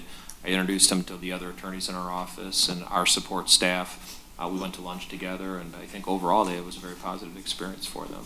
And were they able to sit with you at the table as you were representing your clients in court? I don't think that they actually came up to me to the podium. I think they were just in the courtroom in the general seating area. And then I let the judge know that there were two students here shadowing me today, and judges love that stuff. So they were, encouraged to meet them. And like I said, we went back in the chambers, and the judges answered questions that they had. So I believe these two students were planning on going to law school in the future. And then I guess I have a question for you, Mayor. Would you be looking to just pull students independently, or would you want to pull students that are a part of the Teen Advisory Commission once we have that commission seated? What's kind of the thought process of where the students would generate from? I think a little bit of both. Well, this young lady, since it's something that we just brought back the Teen Advisory closer to the end of the school year, and she's been very active in the community, and she's been showing interest. So probably a little bit of both. That someone say, I want to shadow the mayor, and it's I don't want to limit them just from the Teen Advisory Board, because we only have so many spots there. So if someone from the community say, Mayor Owens, I want to shadow you, I had students from Michigan State to U of M that asked to shadow me. So I have no limits to people that want to learn about local government and be the next leaders of tomorrow. So I think a little bit of both. So she just showed interest.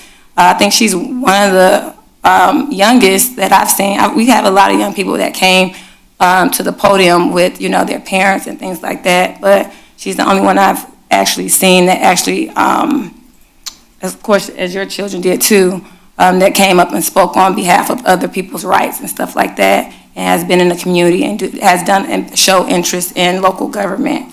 And so I think we all, not just the mayor, but all of council, should have someone shadowing them to know what we all do. I can't do all that by myself, so someone that shadows Councilman Curley and the city manager and things like that. Someone also, all of us, just to see how, because everybody does things differently and has, different role. Well, we all have the same role, but we all do things differently in a certain capacity.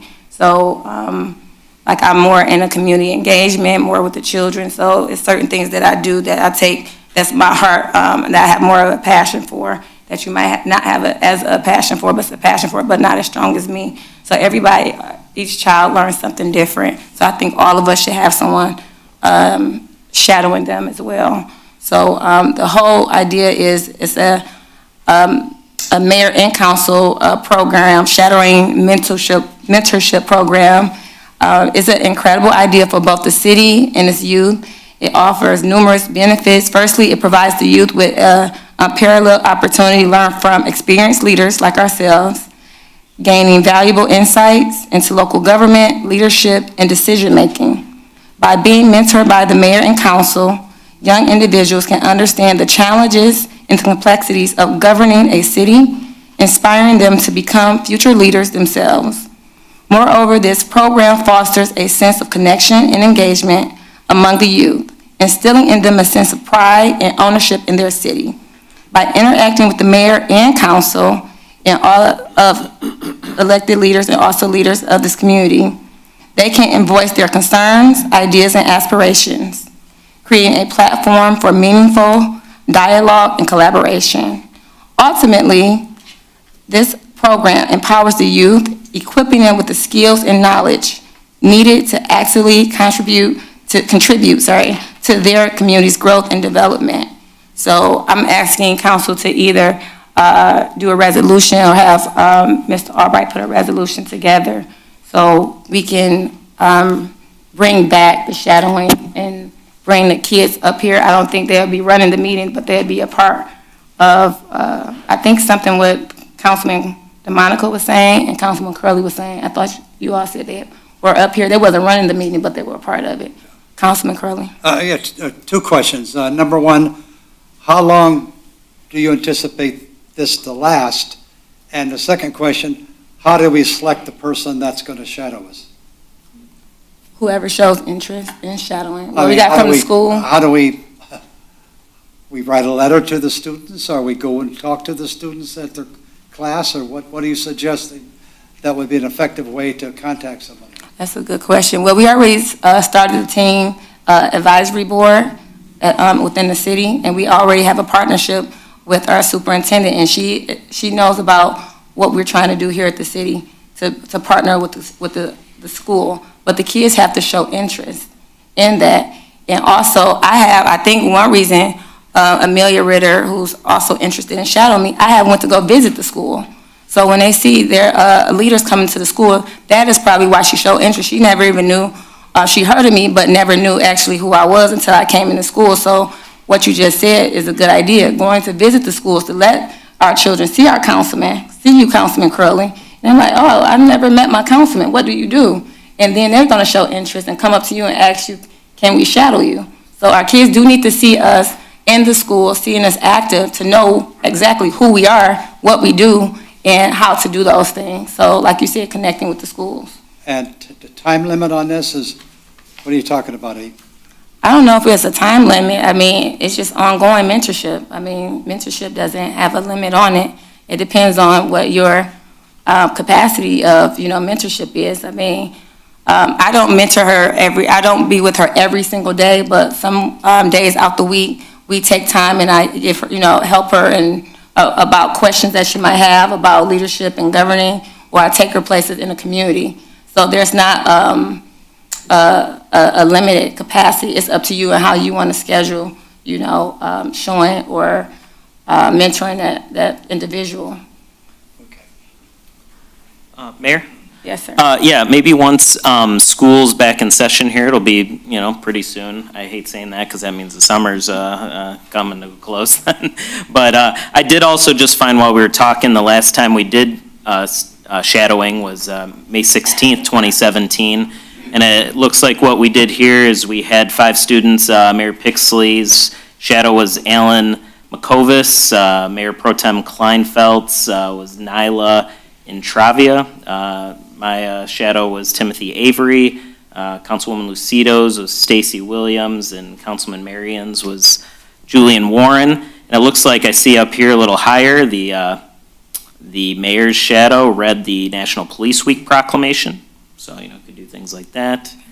And then I see we put a mock discussion at the end of the agenda. I didn't scroll down to see what that was here. Oh, I think yeah, here it is. A corridor improvement lighting study. We talked about a lighting study on Gratiot Avenue, it looks like. And I think that's when we swapped seats and then they took the mics and made up their own discussion points and talked about it here. But if you look up the minutes from May 16th, 2017, there's a good amount of detail here. And actually, I'm sure the YouTube video is still on our channel, so. Yeah. Yeah. Going by what Councilman Crosby We said. we did the same thing. We had a fake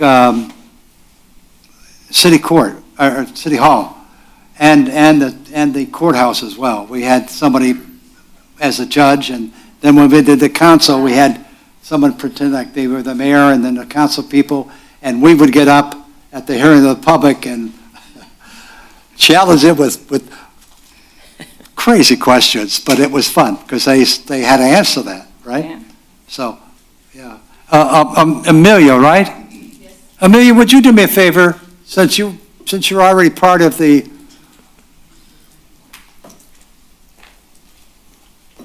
Good evening. Well, question number 1, you're in the high school. Yes. What grade are you in? I'm going to the 9th grade. I'm going to be a freshman as of this year. Oh, okay. Well, tell us a little bit about yourself. Well, I am Amelia Ritter. I go to Eastpointe High School. I am an Eastpointe resident. One of the things that I like to picture myself as is a student, but also a public speaker. I do a lot of public speaking in different places, and like Mayor Owen said, I am a part of the community a lot, and I do stand for what I believe in. What else would you like to know? Well, I can tell already that, how do I put this? Oh, you don't take any guff off anybody. I don't.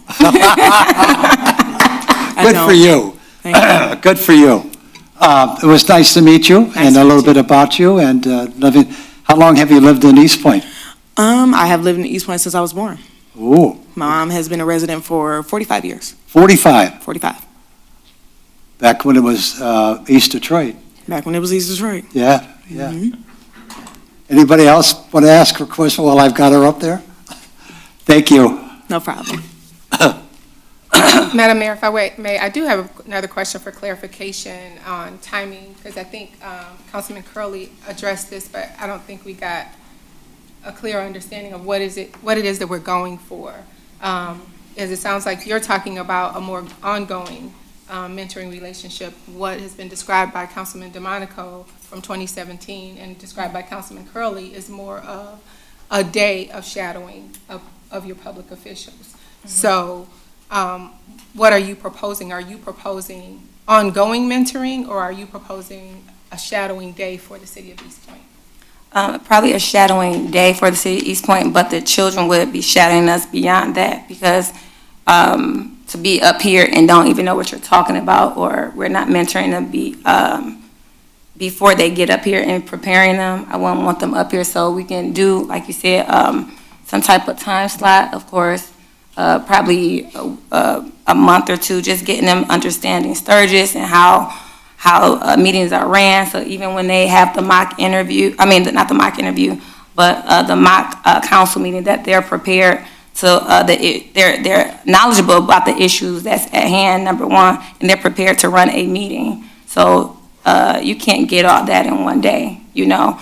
I can't, she can't shadow me on one day. I don't have the time to show her everything that I do.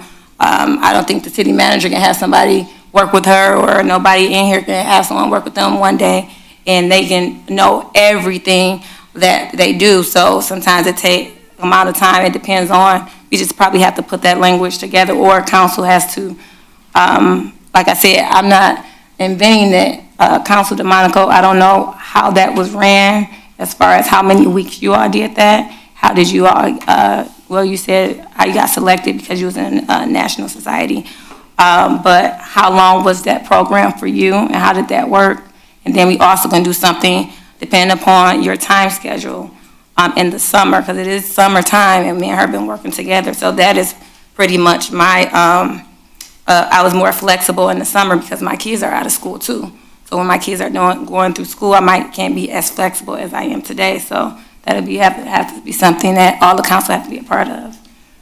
Well, just to follow up before Councilman DeMonico comments, I'm just wondering if the best facilitation of that, because everything that you're saying sounds much like the goals of the Teen Advisory Commission ordinance. And I'm wondering if, since we're talking about having a preparatory period to prepare the children, and getting them to understand community engagement in civic affairs, engagement as elected officials, if it would be better for us to facilitate that through the Teen Advisory Commission, and then conclude the end of the year with the Teen Advisory Commission with a shadow day. Okay. So all throughout the year, we as a council body, you're submitting ideas to whoever is running the Teen Advisory Commission, or working with them, because they're going to be running it.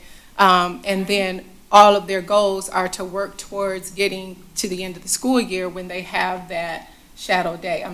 Because rather than, as you've stated, reinvent the wheel, maybe work within the confines of what we've already established and created. That sounds good. Maybe like you said, the teen advisory, maybe closer to the closing of the summer or end of school, maybe we can do a mock, council meeting closing off the school year or something like that, of what they learned. Or even find ways to have them participate that would not be in violation of the charter and ordinance, and we would have more time to prepare and get that clarity from both our legal counsel and administration of what things would not be a violation of Open Meetings Act or the parliamentary procedure.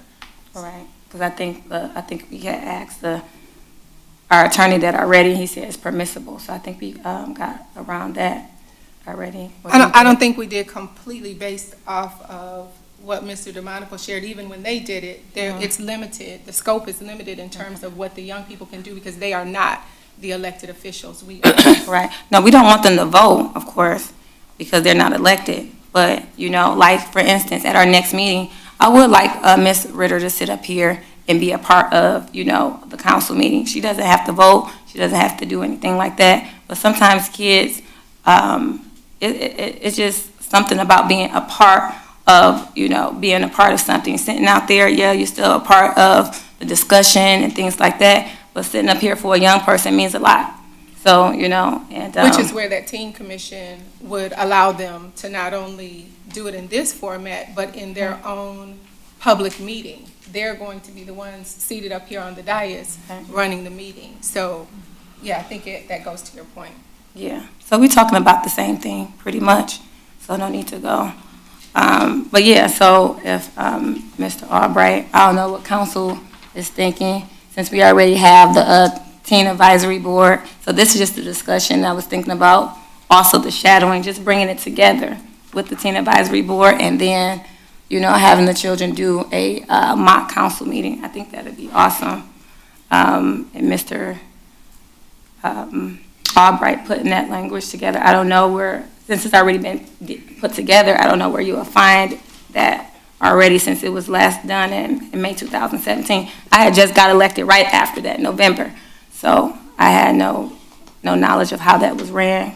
Maybe Councilman DeMonico and Councilman Curley can help you with that. Well, you were here. You were an attorney here. I'd have to look back in the archives to see exactly how it was all put together.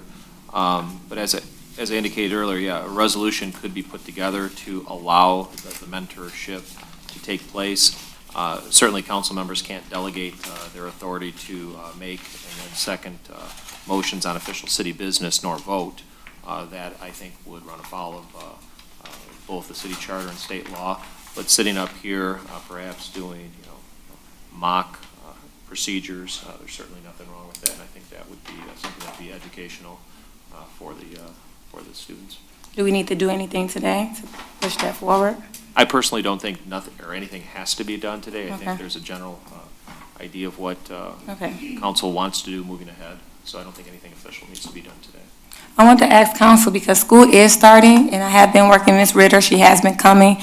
If we have our next meeting, she might not be a part of the conversation, but do you all mind if she sits up here with us? How would you all feel about that?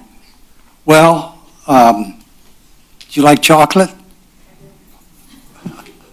You got my yes vote as long as you bring me a Kit Kat or something.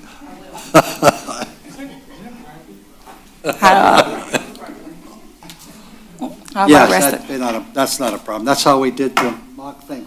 We already did that. Signers and- How about how you feel about that?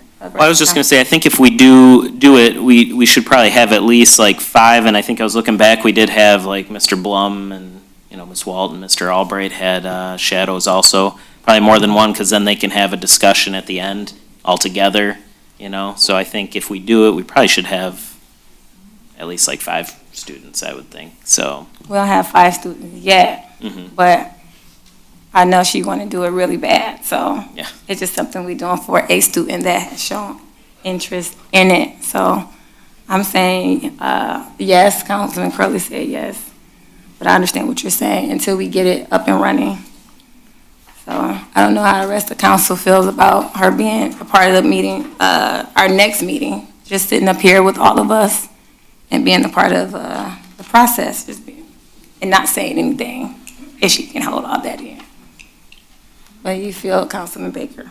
Yeah, I was actually kind of leaning towards like the same sentiment that Councilman DeMonico had said. And it's not that we don't want her to be able to do it per se, but I think to make it, I don't know, fair, or give her the full experience of having a body up here, I think that would be good. And then any other teens that may be interested, they also have an opportunity, and then that way everybody comes together kind of at the same time. So that way at least it looks like we give everybody the same amount of time to do it, and just a fair shot of it, but that's about it. I do have to shout her out because she did give me my agenda today. So, but I mean, that's really all it is, just to make sure it's balanced and that everybody has the same opportunity as anyone else. Yeah, I think everybody has the same opportunity. This is just something that came about, and she showed interest in. This is something she's been wanting to do for a while. So, but yeah, I think we have shown everybody gets the same opportunity, because it was 5 kids. I probably would do the same thing for them. So, but like I said, it's up to council and what you all want to do. So, I think we heard from everybody except for you, Councilwoman. I think I agree with the sentiments of Councilman Baker and Councilman DeMonico. While on a personal level, I absolutely love Amelia's engagement and all of our young people's engagement, all of them that show up to these meetings on a regular basis. That being said, I think I'd like to see it done in a way that gives equal opportunity to multiple students at the same time. And I think it would be a much more enriching experience for all of the students, even to have, as Mr. DeMonico said, that opportunity at the end to be able to talk about the experience and what they've gained from it, what they've learned. And then I think even for the other members of council, as well as our department, our administration leaders, for them to be able to show the difference between what they're doing versus what we do. I just think it would be a much more enriching experience for all the way around if we wait. Well, thank you all for your statements, but Ms. Amelia, thank you. We've been working, we've been doing a lot of work together, and I'm very proud of you. And it always takes someone, we haven't did this in almost 6 years, for you to have us come back and want to bring it back, say thank you for doing that. So it always takes one to start the process and start the movement and start the change, and you're doing that, so thank you. And thank you, council, as well. And I can't wait to see the teen commission, teen advisory board come back as well. And so moving right along to payroll and bills, council. Madam Mayor, I would move to pay the bills in the amount of $2,209,658.90. Support. Motion and support, please call the roll. Councilmember Curley, Yes? Councilmember Communis? Yes. Councilmember DeMonico? Yes. Mayor Owens? Yes. Councilmember Baker? Yes. Next item is the hearing of the public. This is the second hearing of the public. You get the same time as you did in the beginning. Anyone would like to speak at this time?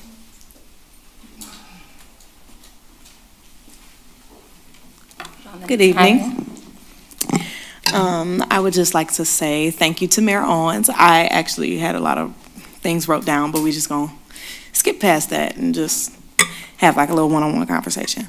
I would just like to say thank you for everything she has done. It's been a really good experience. It's been a great experience working with the mayor and going to the Chapaton and going to different meetings about the water. It's been very great. It's been a great opportunity to work with the mayor for not even what, a month. Hasn't even been a month. It's been, what, not even 5 weeks? Not even 5 weeks yet, almost a month. It's been a very great opportunity, and I would just like to say thank you personally to Mayor Owens. Thank you, have a good night. Thank you. Space, okay? I have no problem with more green space. I have 25 feet in front of my building that's an easement. In 25 feet, you cannot accommodate a 9-foot parallel parking space? I'm not asking for new parking spaces. I'm asking to retain some of the parking spaces. Wouldn't it make more sense that someone could parallel park as they do on Gratiot Avenue? Is this unsafe on Gratiot? I go to the UPS store on Gratiot all the time. I park in front of the building. I run in, go to the UPS store and leave. If I had a UPS store down 9 Mile, where are they they can't run in and leave and drop their package off. That doesn't make any sense. I want to, I'm looking at it, there's 25 feet. You need 5 feet for a sidewalk. That leaves 20 feet. Mr. Kern said he needs 9 feet for a parallel parking space. That leaves 11 feet. That's 11 feet of green space. Now, I know you're going to say, well, there's a curb and there's other things. Okay, so it's not 11, it's 8.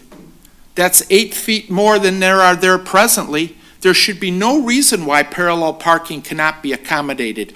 Why does in front of the VFW hall, and there's a new shop that just opened there on the corner, why should they have to lose their parking space in front? I understand your concerns about backing into the space, and thank God there's never been an incident that I know of in front of, and I've been there since 1989. There have been a lot of incidents where people are making left turns on the 9 Mile from the side streets, but not backing out of my parking spaces. And, I'm there, there's somebody always there. This needs to be really thought about because you're really not making it safer for the citizens that use the shops and services in Eastpointe. And in the grand scheme of things, is it going to hurt to put in parking spaces on, what do I have? I don't even know, 150 feet of frontage, and down the street, another 150 feet of frontage, and when you go on down farther where there, all the spaces that already Time is up, have sir. the parking. Thank you. Thank you so much. Anyone else would like to speak at this time?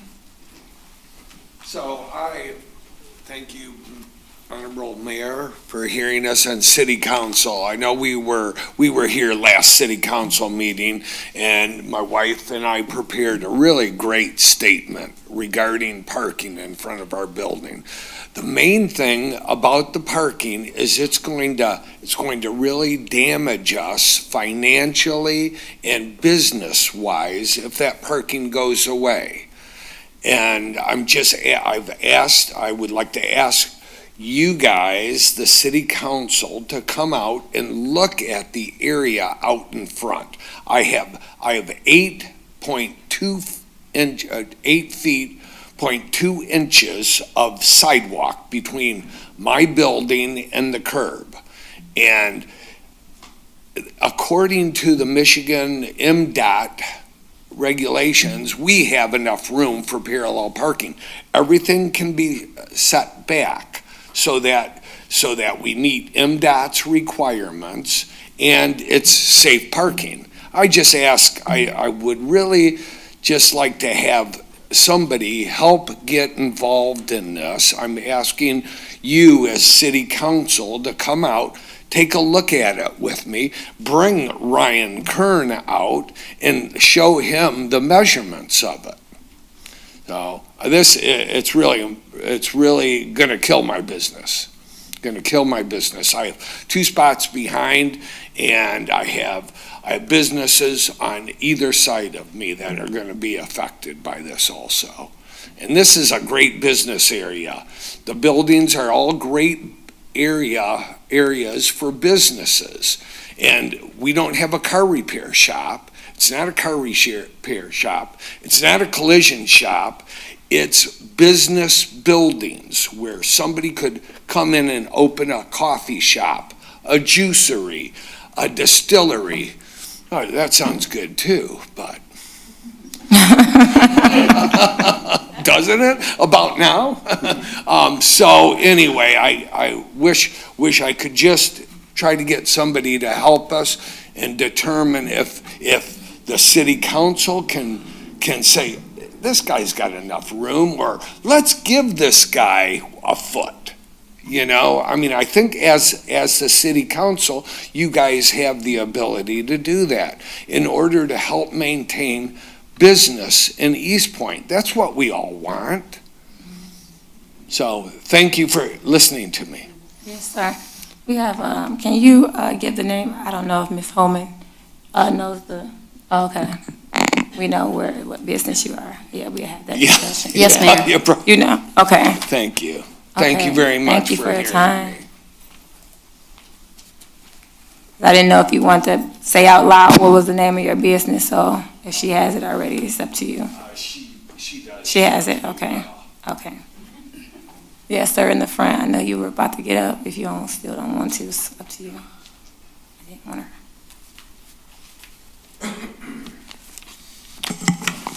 Good evening, Mayor, Council. I haven't been here in a few weeks, but I have been watching everything that's going on TV. I'm concerned, citizen trying to address the council to take into consideration about I discussed that with councilman about the total experience that's going up on Gratiot. I watched the zoning board had a meeting on how the residents felt about the building being occupied and what it would be used for. Pictures were given to the board about changes that would be made. The representatives stated it would be used for baby showers, lunches, dinners, entertainment. The conversation was misleading even to the occupancy, time of operating, and the actual functions of the hall. Pool tables and TVs on the wall were included on the changes. I live in the neighborhood. It's going to change the neighborhood with traffic coming in and out of the area. Now, there's been other citizens who voiced their opposition on about how the hall would be utilized. They also told of the previous years that the hall, that there was a lot of trouble. That would be a difference in between the building being down the street where it originally was on Gratiot and Topher to being relocated up on 10 Mile and Gratiot.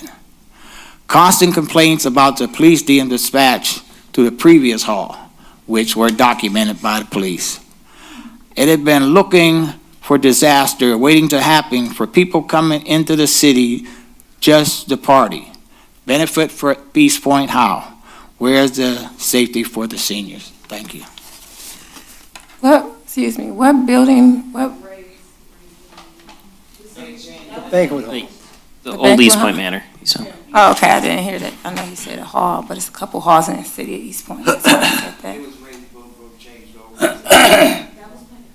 Okay, no, you gotta talk there. No, not you, but if you wanna speak, we gotta speak there. Anyone else would like to speak at this time? Any concerns or anything like that? Okay, seeing none. Second hearing of the public is now closed. Thank you for everyone that was a part of that. We're going to mayor and council reports, starting with our councilwoman, Kabini's. First, I just want to say to the business owners who took the time to come to our council meeting tonight, I am really excited to see you all here, especially those that this is not your first meeting. Seeing that Eastpointe is a community of small businesses, it's really good to see our business owners engaged in what's happening in our government process. So I hope this is not the last time we see you. I hope you will make this a regular part of your schedule, because we need to hear from you. We need to hear your voices. We need your engagement. I also want to extend my sincere condolences again to the family of Judy Fatisse and to her husband, to the East Detroit Bakery family. She recently passed away, and it was a big impact to the staff there at East Detroit Bakery. So to her husband and her family, as well as her extended family, you have my sincere condolences on behalf of both myself and council. On a lighter note, those of you who have not been able yet to attend a part of our summer concert series, please make sure you take a look at the city's website and schedule those into your calendar. We have a couple more that are coming up, and our economic development manager and others have been working hard to put that series together.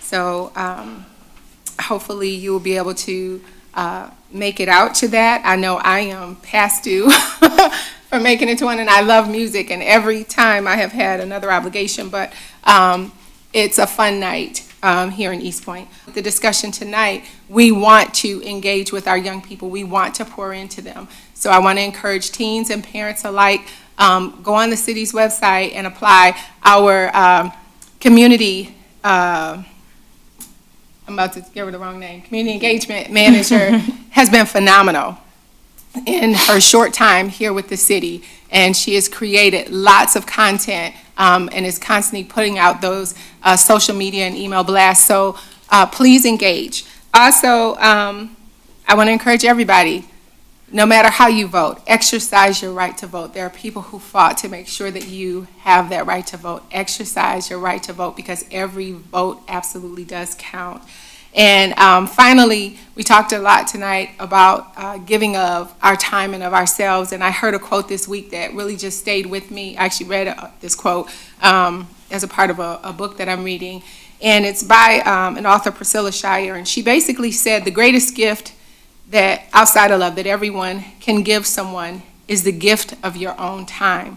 It's one of the few gifts that can never be returned or retracted. It's your gift, your blessing. Give it to whomever you can. And then from my favorite author, since our days are determined by him, the number of our months is in his control. He has made limits that we cannot pass. And so since we know we have a limited amount of time in our dash here on earth, let's make the most of it and give of our time to others. Thank you. That's all I have. Thank you. Councilman Crowley. Thank you, Madam Mayor. Tonight, I know we have people come up that have problems with what's going to happen on 9 Mile Road, but we also had two different people that we approved their request, and they're about taking care of kids, aren't they? And that's what we're about. That's what makes us really happy when we leave this building tonight. We're concerned about people's concerns on 9 Mile Road, but we're also very proud and very happy of the people who have enough faith in Eastpointe to open up a establishment to take care of kids. And real quickly, Madam Mayor, I would just ask you folks to be aware of our fire department and our police department. The only time you hear about something that's really bad, you read it in a newspaper, but they're out there every day. They take care of serious problems that could be very dangerous to them every day that you're not going to hear about. but they do their job, and we take it for granted. And we don't want to do that, do we? You don't take the police and fire for granted. Say a little prayer for them tonight, that they would be protected and they'll take care of themselves, and that the good Lord will take care of all of our people that go out there and put their life on the line every day. Thank you, Madam Mayor. Thank you. Councilman DeMonico. Councilman. Thanks, Mayor. Yeah, first off, condolences to Judy Vatisa's family. If you've been to East Detroit Bakery, I'm sure you've met her, and she'll be missed greatly for sure. So everyone keep her family in your thoughts. And yeah, thank you to everyone coming out and talking about 9 Mile. Hopefully we can figure all this out. I'm hoping certainly that we can. And I'd like to thank Senator Kleinfeld and Representative Edwards again for them pushing for us to get $10 million in funding to replace those 2,264 lead lines that our city manager talked about earlier. We're working fast, 3 a day once in a while to get those done. It will take some time, but we'll make sure we get every last one of them in the upcoming years. And also, I don't know, I think everybody clapped last meeting. I missed the last meeting when we talked about the 10 million, but nobody clapped about $6 million in funding for the pension. I think the state is investing $16 million in 1 year to our city. That's have you ever heard of that, Mr. Blum? We're lucky we get our revenue share. Yeah, so this is big. This is huge. That if you know anything about the pension, it certainly doesn't cover the full amount that we need to put into it, but it will certainly make a huge dent. And just thank your leaders of our great state if you get a chance to. And then also, yeah, just as everyone else has said, make sure that you vote in this upcoming election. Our clerk, Robin Underwood's been working very hard with the whole clerk's office and getting everything together. And like Ms. Walton said, 8 to 4, right? It was 8 to 4 this Saturday.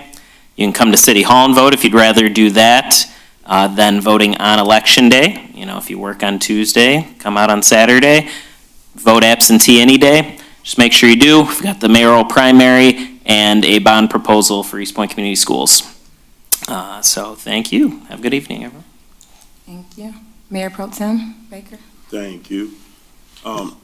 Yes, to our business owners, you guys have not been forgotten. Conversations are being had to try to get understanding of what's what. So we appreciate you guys coming out, sharing your thoughts and your concerns and whatever information that you have. So I just wanted you to know that, and I know I talked with you guys after the last council meeting. And so, yeah, we have not forgotten about you. And, I understand some concerns. But we want to be sure that, we want a solution that's good for everyone if that's attainable. But, we understand sometimes things happen that are beyond our control. There are some things that are necessary. The road does need to be repaired. We understand the parking situation is a concern for your business. So we don't want you to feel that we don't hear you when you share those concerns with us. So I just wanted to thank you again for coming out and continue to let us know what your concerns are.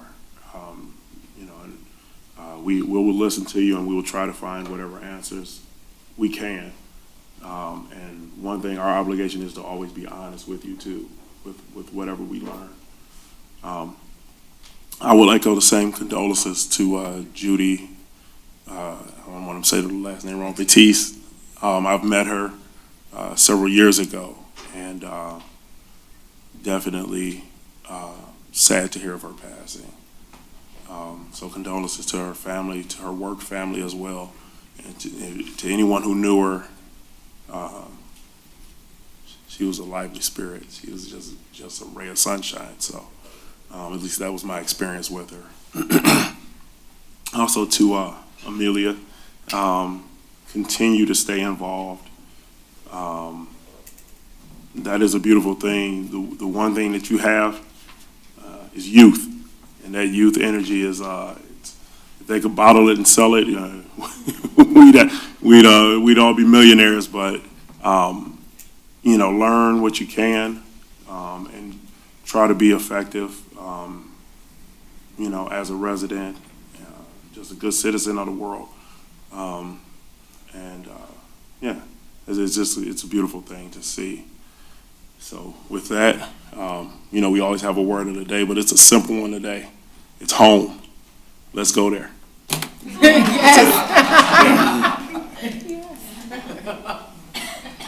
Thank you. Thank you, everyone that came out. Thank you to all the businesses that came out.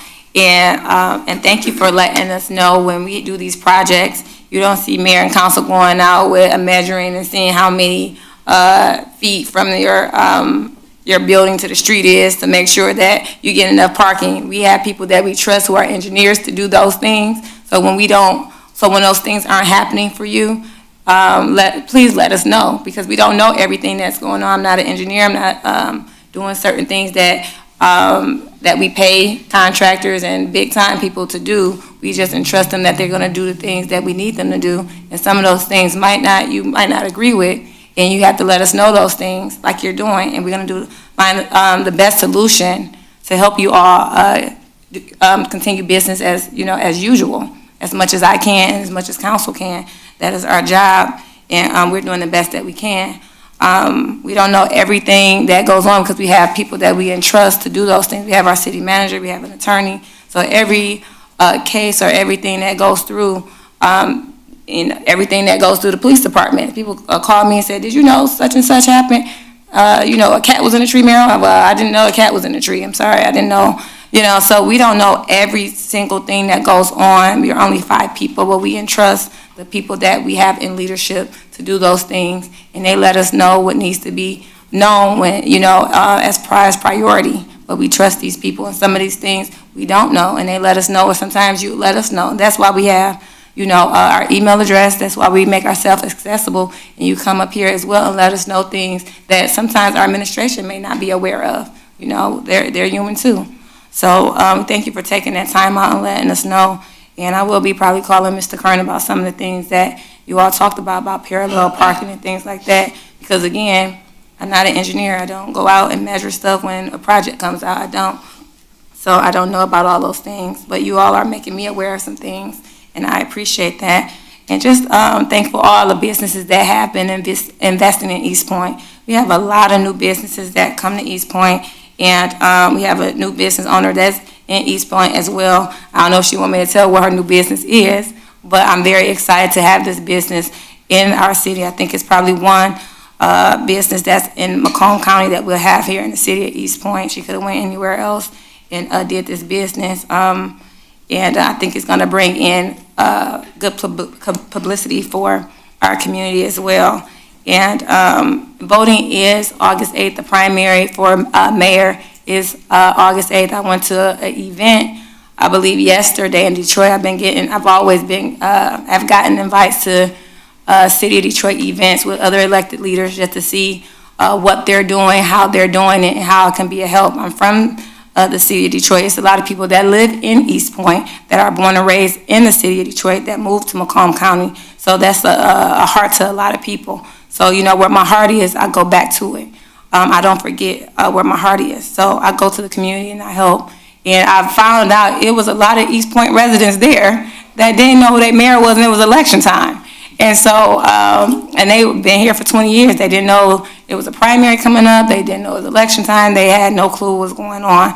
And so I'm glad that I'm getting involved in different areas to let us know what is going on. A lot of us don't even know it's a primary. And I don't know how we get the word out. It's a primary and things like that for something that hasn't happened in a long time. So if you live in the city of Eastpointe, know somebody that lives in the city of Eastpointe, let them know August 8th is election day, but you can also vote early. If you're not registered, you can register same day, I believe. Tell somebody. We tell everything else. Let's tell something. Tell people how to, use their voice in this election. So that being said, I'm going to and I want to thank Miss Amelia Ritter for showing, her passion in the city that she lives in. A lot of adults don't do the things that you have done. And, a lot of us are busy. We can't come to council meetings all the time. And you're only 13, her birthday is gonna be August 6th. Let me put that out there, because she reminds me all the time. But, it's a lot of children that's your age do not want to be at a council meeting. They want to be on a tablet, on Facebook, Twitter, all that other stuff. But you chose to see what's going on in your community, and I commend you on that. And I commend all the residents for being a part of this community as well, coming to the council meeting. Also those that are at home listening, and also our elected leaders for putting time out of their busy schedule to make sure that the city and also administration is ran the way it's been running. That is why we are successful, because of you and those of you in the audience. So saying that, God bless you all. So moved. Oh, we have a closed session, y'all. Y'all heard that from everybody was all excited. Oh, I'm sorry, y'all. We are going to closed session. You may stay if you want, but we will be doing some conversation in the back for your best interest. So can I get a motion to go into closed session, council? I had a question about this. Usually we just send this is about the performance reviews, we just send them out on email to everybody, and then we just approve them on an agenda without it included, but we've just received and filed it. I didn't know what the reason for this was. Mr. Curley was out of town on the date that we had our closed session, and everyone else had the benefit of going through hearing everyone's report at that time. So I wanted to make sure, for purposes of transparency amongst council, to give that same opportunity. However, if you would not like that opportunity and you want to move in a different direction, I am open to that. I would like that opportunity. I don't see why I don't want to have to go in closed session. We could have gave him, he can't give you what he wants individually, right? He submitted. I just, If I do for it, purposes of. I can give it to you, and we can, if we want to go in closed session, we can do it at the next meeting, if it's necessary. I don't think it's necessary. What do you all council want to do? It's fine now. It doesn't matter. It doesn't matter to me, but I'll defer to the council's decision. Yeah, I guess I was only asking too, because I think if we do go in, it'd have to be requested. I guess we'd have to go back in with you and with the city manager and city attorney. I think we can't discuss the review without them. Correct. Yeah, so. Okay, well, then let's get to the bottom line. Some way I'll get a hold of the paperwork, do it, and get it to you. You've already submitted your paperwork. Okay. This was just to give an effort to keep open and transparent conversation amongst all council, because we all had the benefit of one another's, knowing one another's scoring. This was just an opportunity to allow them the benefit of knowing yours. But if council would prefer. No, sir. No, because that is a benefit of closed session. I can tell you it was consistent. But if council does not feel that it's necessary, then someone can make a motion to not have closed session, and then I will follow up with each of you individually and take care of it from there. okay, I can make the motion not to go into closed session. Sounds good. I'll second that. Motion and support, please call the roll. Mayor Owens? Yes. Councilmember DeMonico? Yes. Councilmember Baker? Yes. Councilmember Cobb Muniz? Yes. Councilmember Curley? Yes. Next is adjournment. Motion to adjourn. Second that. Motion and Did I- second. You I beat missed it. Harvey. You know, Yeah. she does that again. The word for tonight was home. Motion and support, I think, was what the mayor said. Yeah. Call the roll. Thank you, Mayor. Councilmember Cobb Muniz? Yes. Councilmember DeMonico? Yes. Mayor Owens? Yes. Councilmember Baker? Yes. Councilmember Curley? No. Well, that'll be the only, I changed my vote, yes. meeting adjourned. I gotta hit that gavel. Have a good